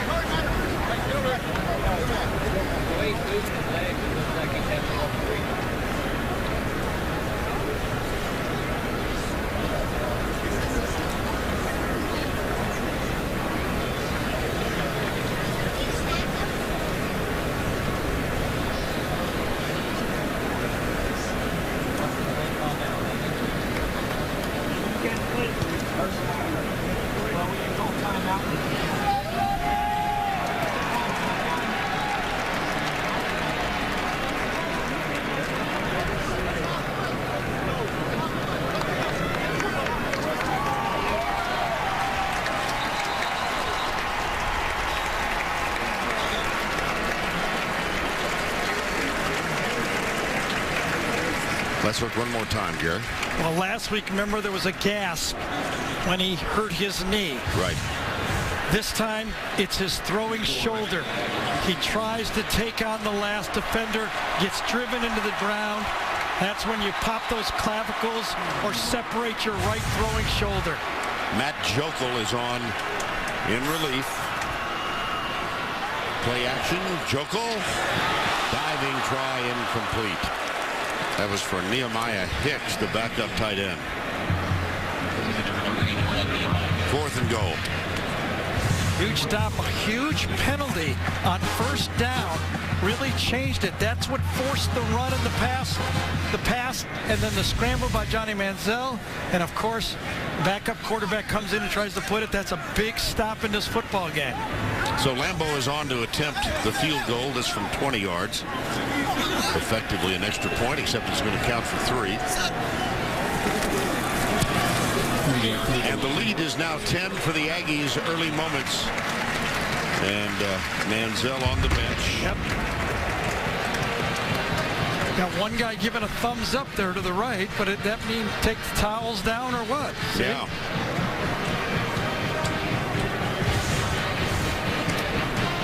Fakes it, then he takes on the last defender. His arm was dead the minute he got up there, and then he just said, I'm going to fall down and wait for help. Now we're going to try and summarize a bit of this. Let's take a look at Nick Marshall's first half of play. 5 of 12, 2 total touchdowns for Marshall, the Auburn quarterback. Johnny Manziel in the first half, 14 of 20 throwing. He had 2 picked off, but he had Mike Evans loose for a couple, 3 touchdowns. All of that in the first half. And then Evans with a 42-yard reception. He had a 64-yarder earlier. Mike Evans, the 6'5 receiver.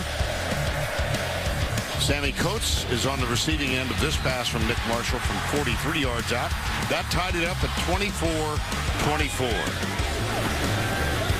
And Evans from Manziel. Look at the time he had. At the goal line, touchdown, 31-24, Texas A&M. And a moment ago, Lambeau comes on with his 3rd field goal of the game, and Manziel trying to work that shoulder. And moments ago, this was the play in which Johnny Manziel injured his right shoulder. We still haven't seen him. He's moving it on the sideline, but we have not seen him toss a ball on the sideline. Remember, he said he was really thought the knee was bad when it first happened. Obviously, you think the shoulder's bad when it goes dead. Like as soon as he got up with a dead arm, I knew it was. Whether he will throw again is the question. Here's the kickoff, and it sails through the end zone. This is still a football game, 10-point game. Auburn, for the first time in this game, down by more than 7 points, but I don't think they change anything. The only thing they might change is maybe they just stick with number 14 the rest of this game. I think that's put their offense in a couple of binds trying to get snaps for the backup quarterback. You see Manziel wincing as the pressure is applied to his shoulder, showing obvious distress. And here is Nick Marshall, number 14. First down and 10, a 10-point game with 14-17 to go.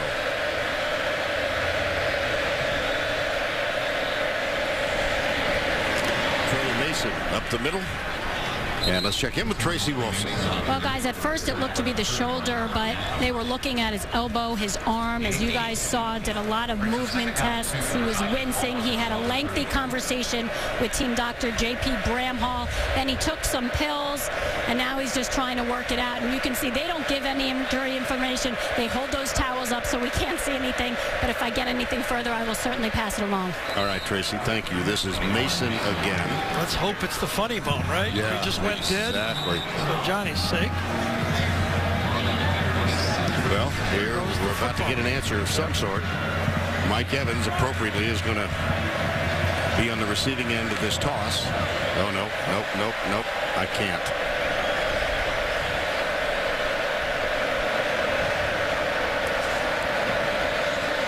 Fake. Marshall keeps. Cut down from behind. This is going to be a gut check now for this A&M football team as Johnny Manziel has exited the locker room. Tries it. Oh, nope, that ain't happening. So now it's the backup quarterback. 10-point game. And you know Auburn believes they can move the ball. Marshall in the spread. Left side, man wide open. Caught his Sammy Coates, who dropped one at the end of the first half, makes this over-the-shoulder grab. Yeah, beat it their best defensive back, too. DeShazer Everett, that time, had to have been a hitch and go. Everett does not get beat like that. Had to be a double move. Did not have my eyes on it, but Everett gambling that much for a veteran player, kind of surprising. 32-yard gain, a first down Auburn. They trail by 10.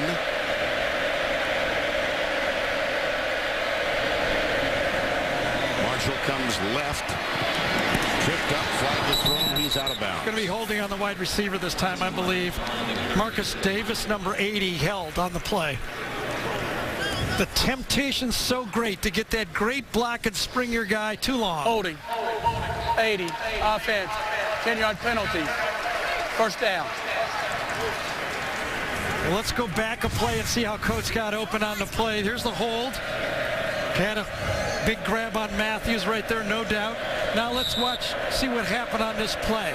Yep, stutter and go, no doubt. Didn't see it, but it had to be. Nice catch there. He knew he was near the sideline. Very difficult catch to stay in and make that grab.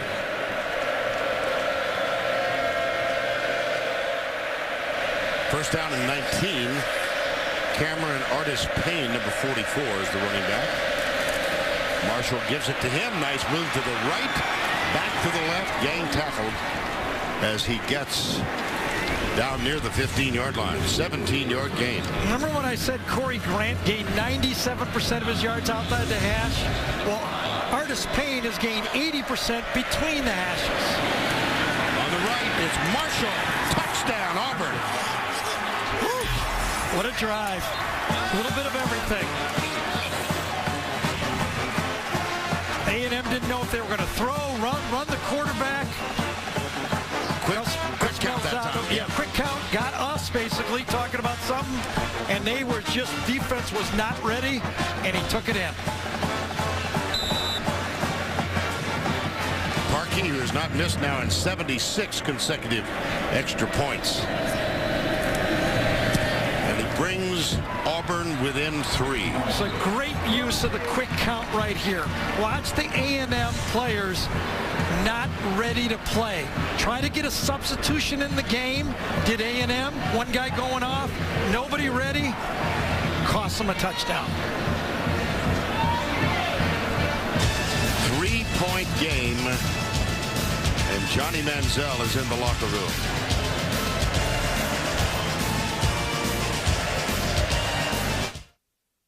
So I can reach Ally Bank 24/7, but there are no branches. Or the pocket passer, you're not going to get scrambles from him, but the way they throw the ball, I don't see why he can't do it. Let's remember today, okay, Vanderbilt lost their backup, their quarterback, their starter in the game. The backup came in and won that football game today. And Missouri had a backup quarterback against Florida.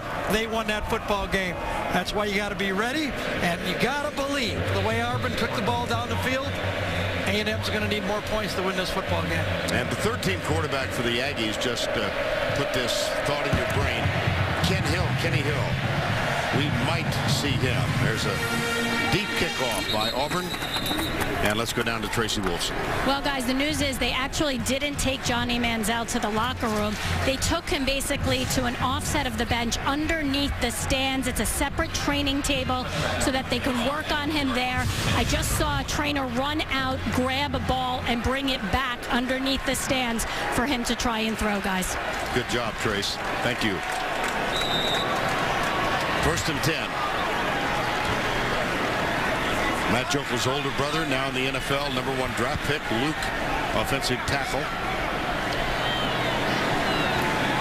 Trey Williams is the running back alongside Jokel. A 3-point game and a whistle before the snap. False start, 84 offense, 5-yard penalty, first down. That's Malcolm Kennedy, number 84.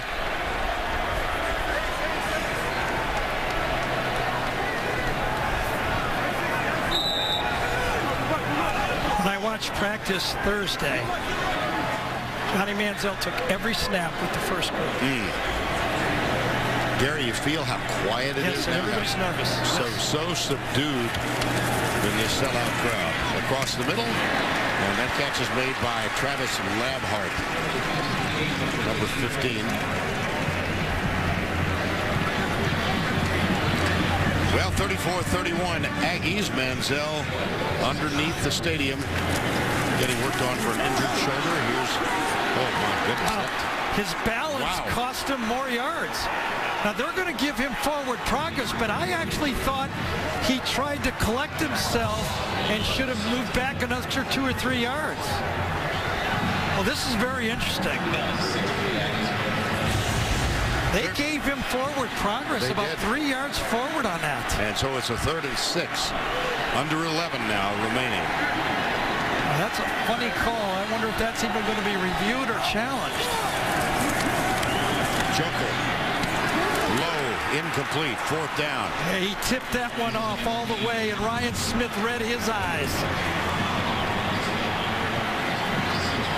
And here's Johnny Manziel back on the bench and throwing the ball. I think he said, yeah.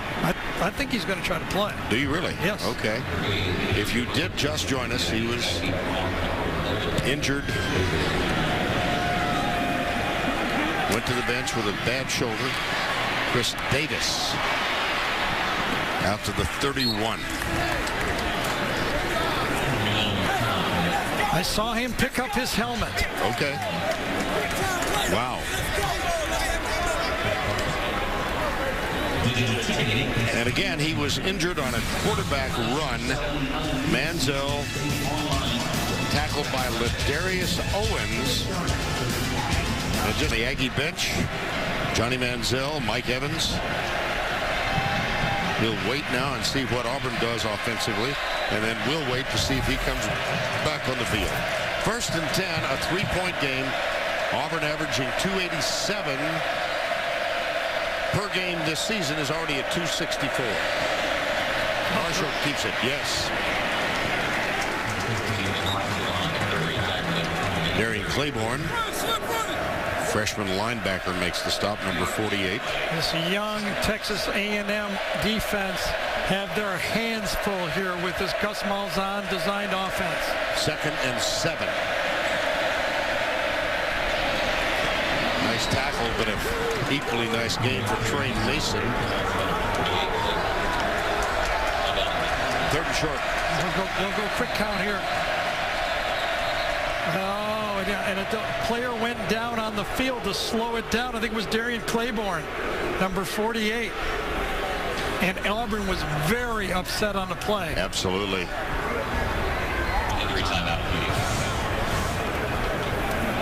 He was hurt all the way, and as he tried to run off the field, the bench said, just fall down, just fall down. The bench was signaling him, don't try to run off, because that gets a stop of the clock. Darian Claiborne is the injured Aggie. Time has been called, and we'll be back.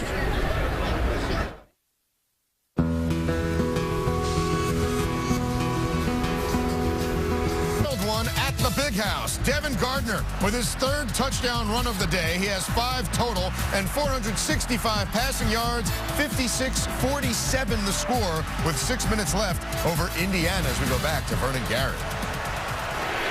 All right, Adam, thank you. They continue to work on Darian Claiborne, the injured middle linebacker. Here was the tackle on Mason. Twisted his back. You know, back a ways, there was pride of not being down in the field. You worked your way up, but modern football is just fall down. We'll deal with it on the field. Slow down the team. You sound like an old curmudgeon. Well, either way. 3rd and 1. Up the middle, Mason looks for a block. He gives a stiff arm instead. Trey Mason, a little wiggle down the sideline. Out of bounds. Wonderful, wonderful run.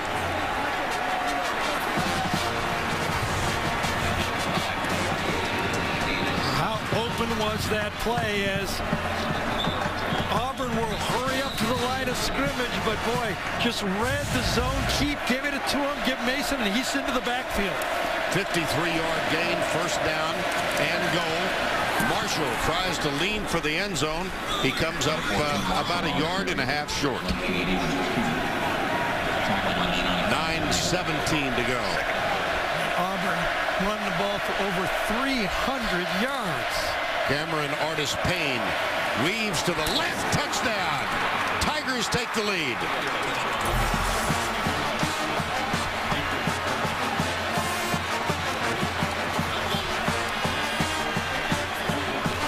Remember how this team was embarrassed a year ago by Texas A&M. They had no hope. No fans at the game almost. And now in one season, they're back competing. Cody Parker for the extra point. Brian White is the holder.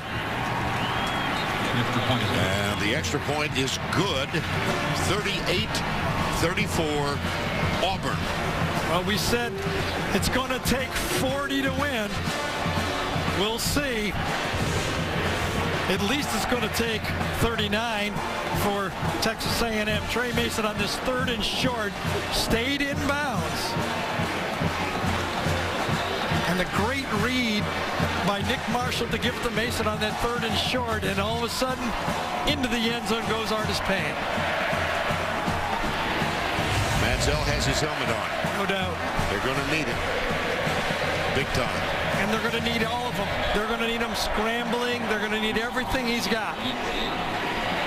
38-34. Tigers lead. It was 24-24 at the half. Jake Spavital, quarterback coach, co-offensive coordinator alongside Manziel. Remember, they lost last year's offensive coordinator, Cliff Kingsbury. He's the head coach at Texas Tech now. And Manziel was very, very close to Kingsbury, but he told us yesterday he's really happy that Spavital came aboard. They'll take a knee. 9:06 remaining. Aggies down by 4.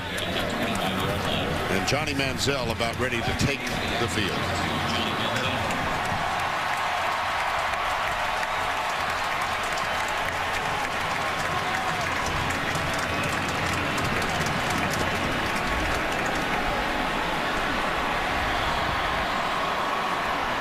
First and 10 at the 25-yard line. Remember, he's a quick, instinctive thrower. It's one thing to do it on the sideline. Can he take it to the field?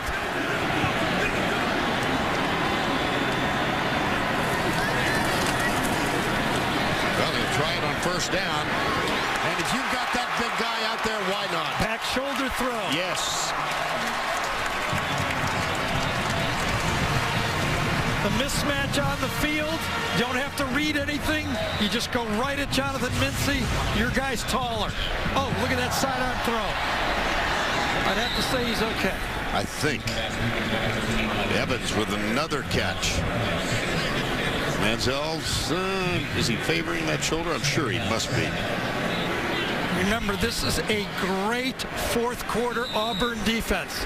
They've only allowed 16 points all year. We talked about them substituting early to make a play late. Can they do it? 2nd and 7. Up in the air. Travis Labhart. It's a great catch. It'll be 3rd and short, but a good throw again from Manziel. Labhart goes up and gets the rebound. Nope, catch, I mean. I did that on purpose. No, he played this. I did that on purpose. You're setting me up as opposed to vice versa, right? 3rd and 1. Appears to have gotten enough. It's Trey Williams, number 3. 8-12 to go. First down 10.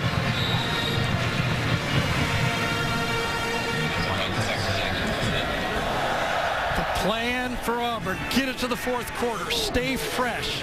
Can they make a play with that fresh defensive line in the 4th quarter? It will be all Manziel. Williams, nice move. Boy, is he quick. Oh, my goodness. Boy, is he shifty. They're going to get a face mask on top of the 2. He jets and darts and cuts and accelerates all almost simultaneously. Boy, that's a beautiful run. 4 moves and 1 move. Yes. Yeah. Boy, I did not see a face mask there. I didn't see anything.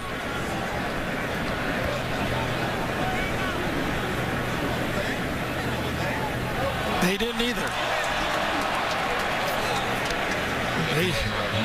Oh, well. They got it right because I didn't see anything. Whitehead almost from the backside. There was almost one by Chris Frost, but nothing on the face mask. First down 10, 7:42 to go. Quick flip. Kennedy, oh boy. Well, there you go again. Robinson Parisi, number 27. See, that's where the defenders are confused. Coaches will be sending this in and go, why this one? Why not the other one? And the crowd is saying, why isn't that targeting a defenseless player? Exactly. That was the reaction. Not easy to play defensive back anymore. Mike Evans, near side. He's caught 8 for 244. Manziel will run. Slides down. Yeah.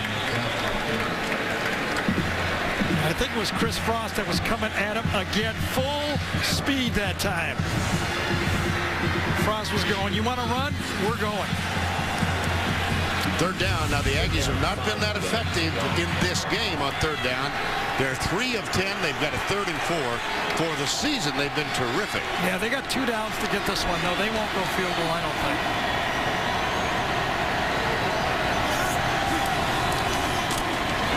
Manziel goes left, has a man open. That's Darrell Walker. Well, when you talk to the coaches, you go, which guys come the farthest this year? And they say Darrell Walker. He's become consistent go-to guy when we need those first downs. Had a big pitch and catch last week against Ole Miss. On 3rd down and 9, Manziel hit him.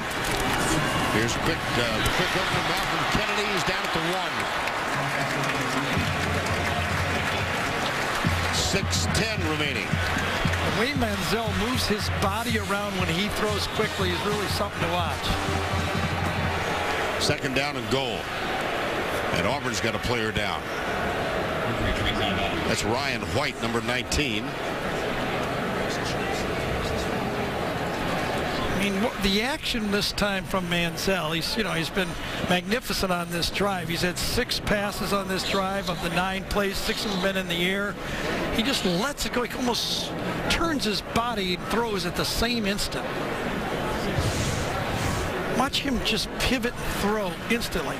No motion at all. He just drops that left foot back, doesn't stride to it, just quickly pumps it over there.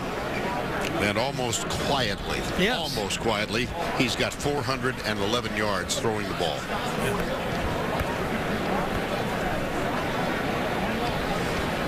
So you take 411, 67 yards. He's closing in on his 4th career 500-yard game. He's got 3 of them, the top 3 in the history of the SEC.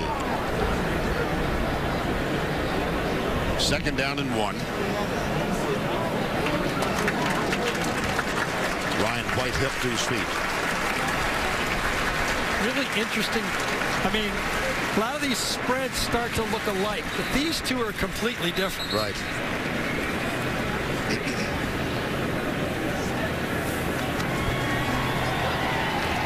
6 of 6 for 59 yards. Yeah. Started out with the back shoulder throw to Mike Evans. That's where he got comfortable.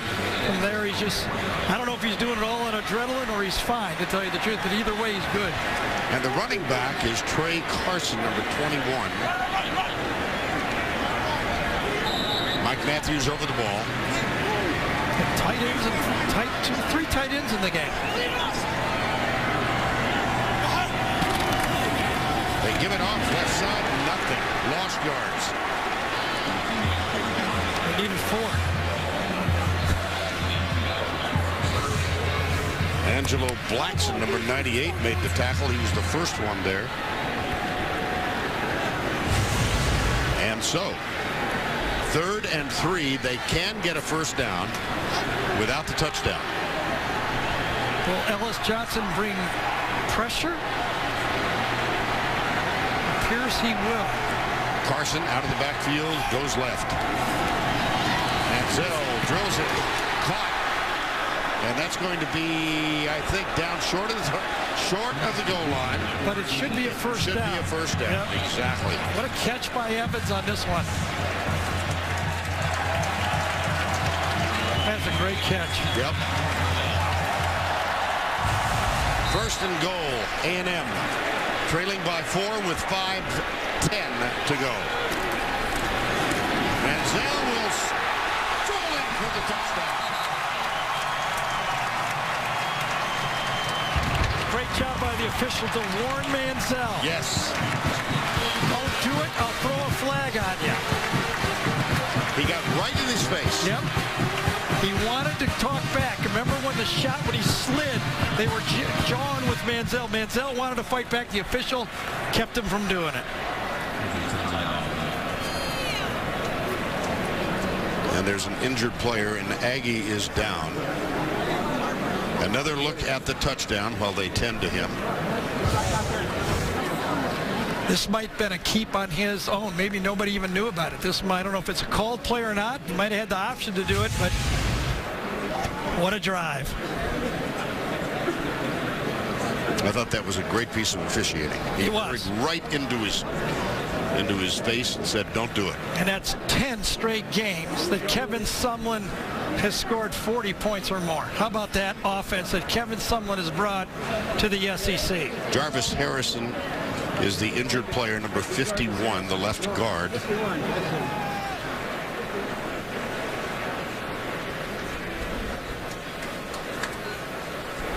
Let's take another look at the TD.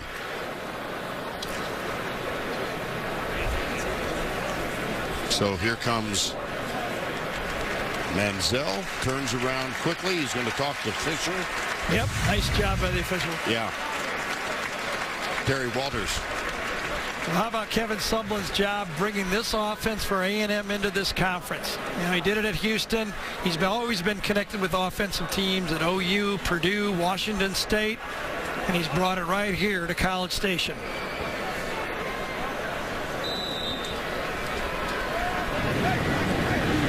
Josh Lambo for the extra point.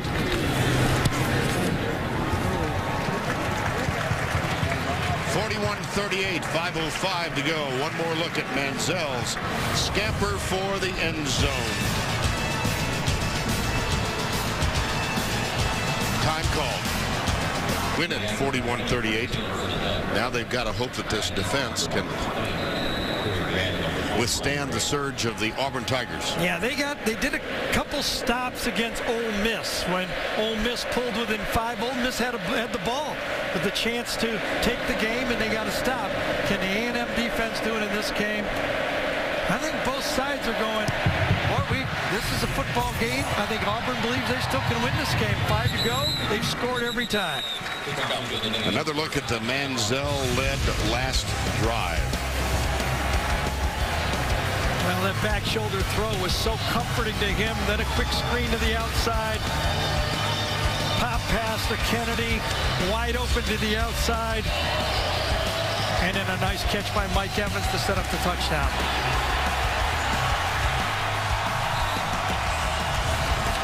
So they only need 3 to tie the football game. And they've got a first down, 10 at the 25. Marshall throwing the ball, 10 of 20 for 209. Trey Mason has gouged the Aggie defense, 21 carries, 142 yards. This is Mason again, and he picks up close to 5. Gavin Stansbury, number 72, with the tackle. We're under 5 minutes to go.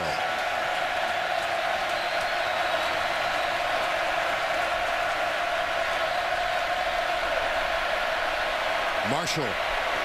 Stansbury makes first contact, and then Howard Matthews completes the job. Yeah, it was a great read by Stansbury that time. And a little showing back and forth. 3rd and 3. Well, we always talk about Manziel's competitiveness, but Nick Marshall, pretty competitive guy himself. Von Bray comes bottom of the screen, out of view. Number 4, 3rd and 3 now.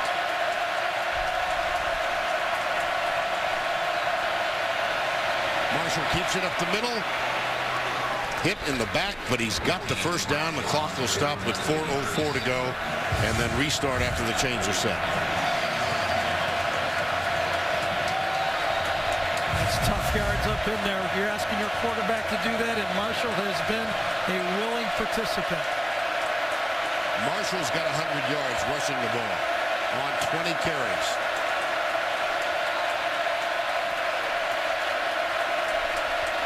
Four wides, 2 right, 2 left.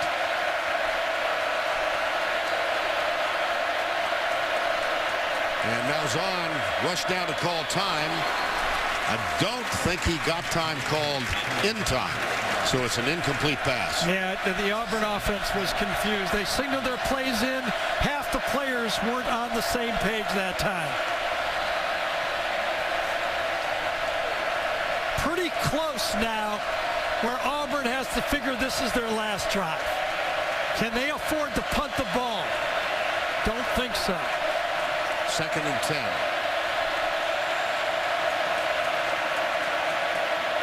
On the ground again, Mason. Look at his leg drive. Yes. The offensive line as well continued to push. 3rd down. 3:20 to go. 3rd and 4. Complete sellout by A&M. Everybody in the box, man-to-man on the outside. No safety. Mason. Wow. Running that ball into a 9-man defense. There's no safety on the field. It's like almost goal line defense on 3rd down. And he picks up a 1st down and 10. 2:53 to go. And that is his 25th carry. 166 yards, and now Mason will get a rest. Just look at this. There's nobody back here. But Cameron Artis-Payne, 2.5 to go. And we've got a last drive of the game. And remember, Auburn has won a game on the last drive. Mississippi State, 88-yard drive, 1:56 on the clock. Artis-Payne is stopped. The clock will continue to run. Both teams have their full complement of 3 timeouts. The only difference this time, remember, they only need a field goal to tie.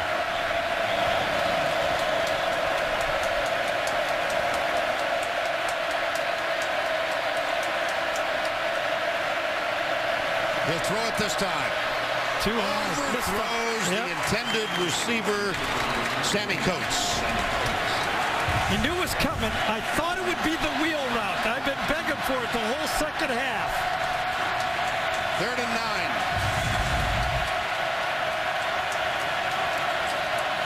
Still two more downs. They're too far for a field goal.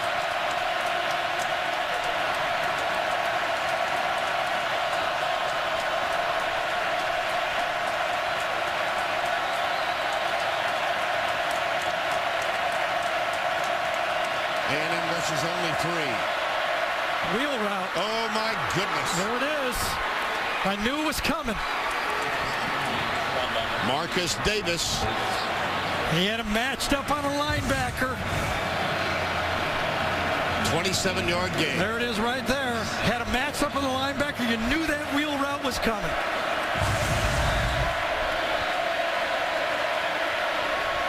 Mason rested for a couple of plays, and he's down to the 6. Now does Kevin Sumlin start using his timeouts?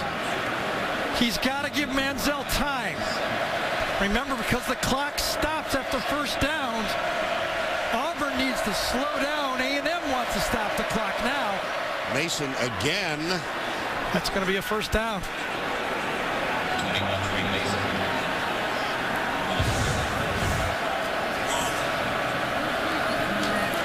Boy, that could be a touchdown. I don't know if his knees came down. Exactly. They're not going to call it. What's the hurry? 1st and goal.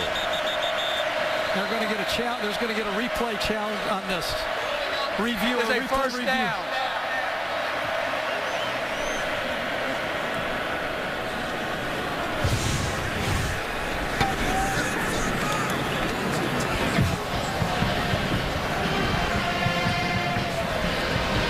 Review is going. I don't know if he was climbing over his own guy. Just Mukes that time. Did he even touch the ground? Does his knee go down? I don't think so. I don't think so. They're going to call that a touchdown. And to be honest, I don't know if that's a good play for Auburn or not, because the ball's going to go back. Al Ford again is the replay official. They could call that a touchdown. I think so too. No indication. Look at this angle. There's no knee on the ground. Nope, just his left hand, and he reaches across. And that means that Auburn's going to score on this drive, but give the ball back with 1:20 to go. Win 19. The ball carrier broke the plane of the goal line by rule. Touchdown. What a drive. A 13-play drive running into the teeth of a 9-man front, and then they dialed up the wheel route to get it down there in scoring position. What a game by Trey Mason. What a game by that offensive line for Auburn. Mason, what a heavy load he's carried today. 27 carries, 177 yards. And the go-ahead touchdown. Cody Parker is on. Well, we said they'd have to get to the 40s. They're in the 40s.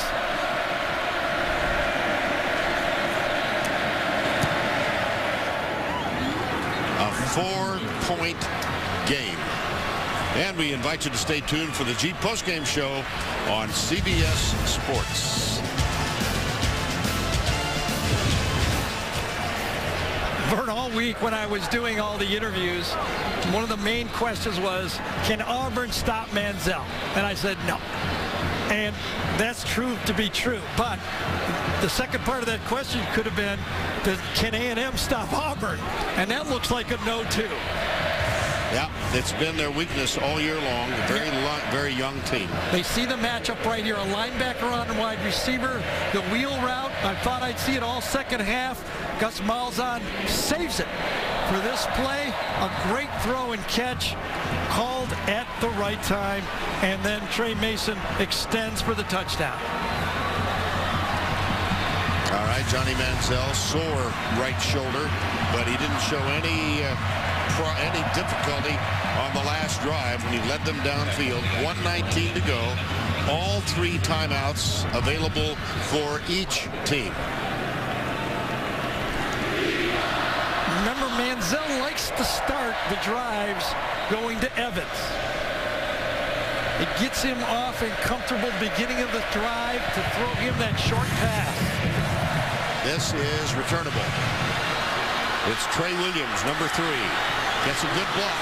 Gets another. 33-yard line, probably. No, they'll spot it up near the 35.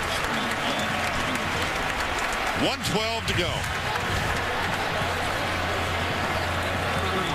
Trey Williams, he can move 3 ways at the same time, can he? Oof. First down 10, 1:12. Aggies trailing 45-41. Manziel, 413 yards, 4 touchdowns. Evans wide to the bottom of the screen. Chris Davis has him now.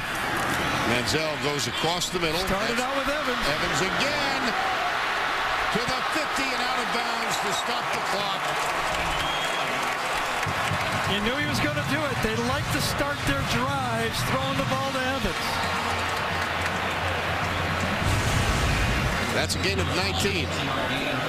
And Evans has now caught 10 for 266.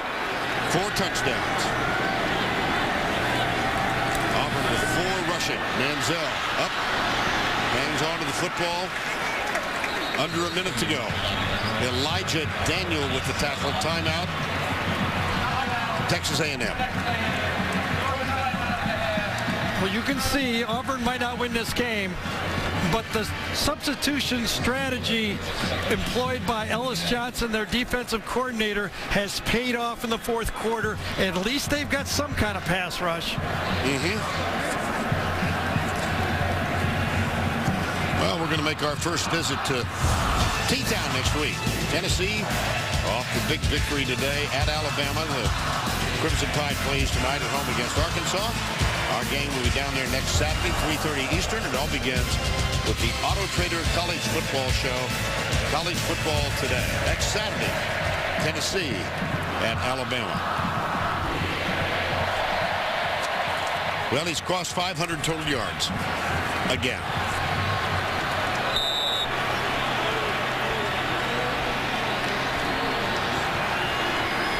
Evans, right side. Davis defending. Manziel in trouble. That's not a bad thing. It's Evans again to the 18-yard line. Every time he gets in trouble, he looks for number 13. And Mike Evans' roommates the night before the game, he knows how to come back and help his quarterback when he scrambles. A new career record reception yardage for Mike Evans. 11 for 287. timeout, Auburn. Evans right away recognizes the scramble and comes back to help his quarterback. A little pressure in the pocket, out of the pocket. Evans says, I'll help you. I'll come back. There it is. Actually had help with the safety over the top that time and still went to Evans.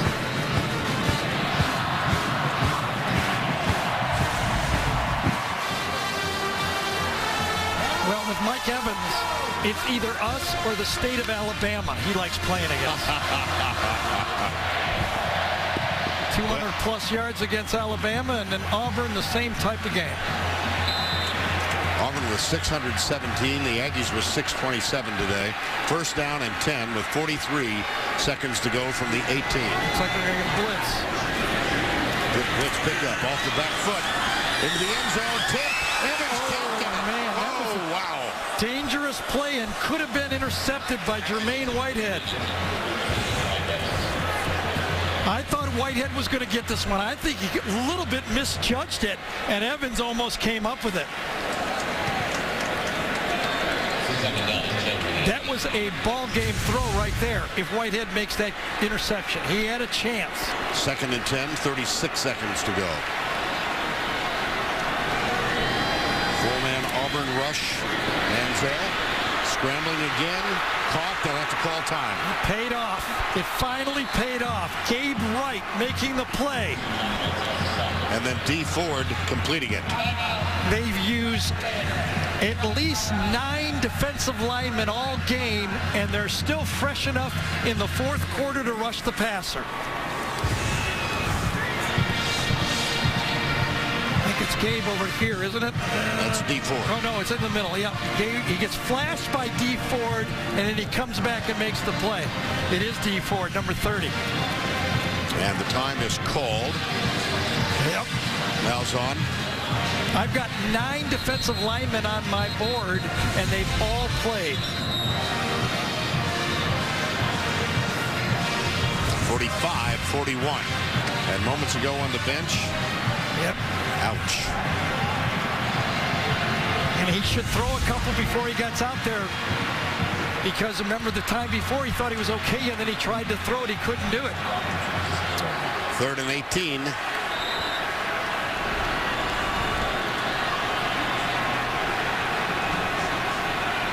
Four-man rush. Manziel takes off. They get him inbounds. Clock keeps running. Still have a timeout left. 19-18, and the time has been called with 18 seconds to go. Boy, did Chris Frost run him down from behind or what? Was it number 17, wasn't it? I think it was. Had my eyes downfield, but once he started to scramble, Chris Frost right here runs him down. Manziel is about a 4'5" guy. Frost, does he get a horse collar? I didn't see it. I did not see a horse collar. He got the back of his jersey. Yeah, I don't think he got his hands inside the shoulder pads. Very close. At 4th and 13. With 18 to go. 18 seconds. And that's the crowd reacting to the replay on the huge scoreboard. Manziel almost in agony. See if we can get one more look to satisfy everyone's curiosity, whether it was a horse collar that was missed or what it was a good call. Evans reaches out. Yes, he had him, didn't he? Yes, that could have been called. It could have been called a horse collar. 18 seconds remaining. 4th and 13. You got to go to Evans. He's 6'5". Throw it to him. Bottom of the screen. They're playing way off of it. Chris Davis. They rush 5. Manziel. That'll do it. Wow. What a game for that front four for Auburn. What a win for Gus Manziel. D. Ford. Malzahn, excuse me. Gus Malzahn. Wow. Johnny Manziel gave it everything, but Gus Malzahn comes away with a win on the road. There is a flag. Now, could this possibly be excessive celebration? The flag was thrown very late. You saw Malzahn. After the play is over, unsportsmanlike conduct, 30, Auburn, 15-yard penalty. First down. No factor, though. No, it's a dead ball foul. Yep, after the play. So Auburn retains possession. Enough pressure up front again. D. Ford brings the pressure again and gets the sack. What a football game for that man winning on the road.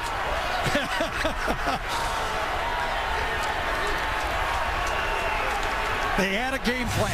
Stay fresh into the fourth quarter and see if our four-man rush could get a late sack, and it worked.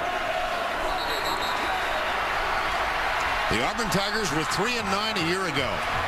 They are now 6-1, and they go back home after a huge victory over Johnny Manziel and the Texas Aggies. And Vern, it was almost an upside-down day here for the SEC. Vandy, Tennessee, Missouri, Auburn win. Georgia, South Carolina, Florida, and Texas A&M lose.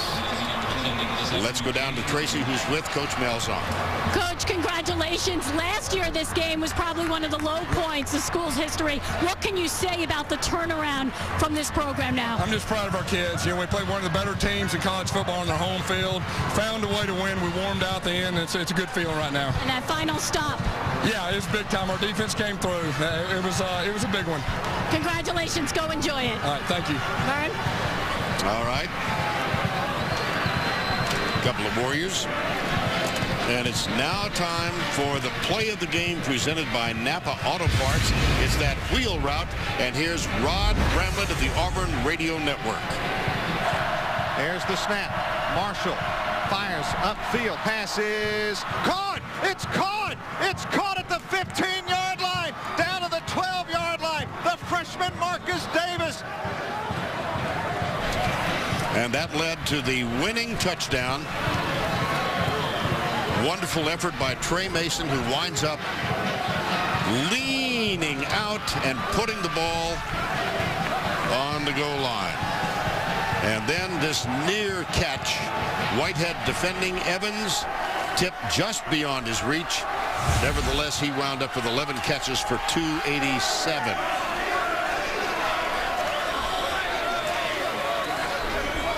What a game. Fantastic game. I mean, it's become normal for us now every weekend, fantastic right? game, especially from where, as Tracy said, from where they were a year ago. Gus Malzahn and the team will celebrate into the night. They go home against Florida Atlantic next week. For Gary Danielson and Tracy Wolfson, I'm Vern Lundquist saying so long from College Station. Our final score, 45-41 Auburn.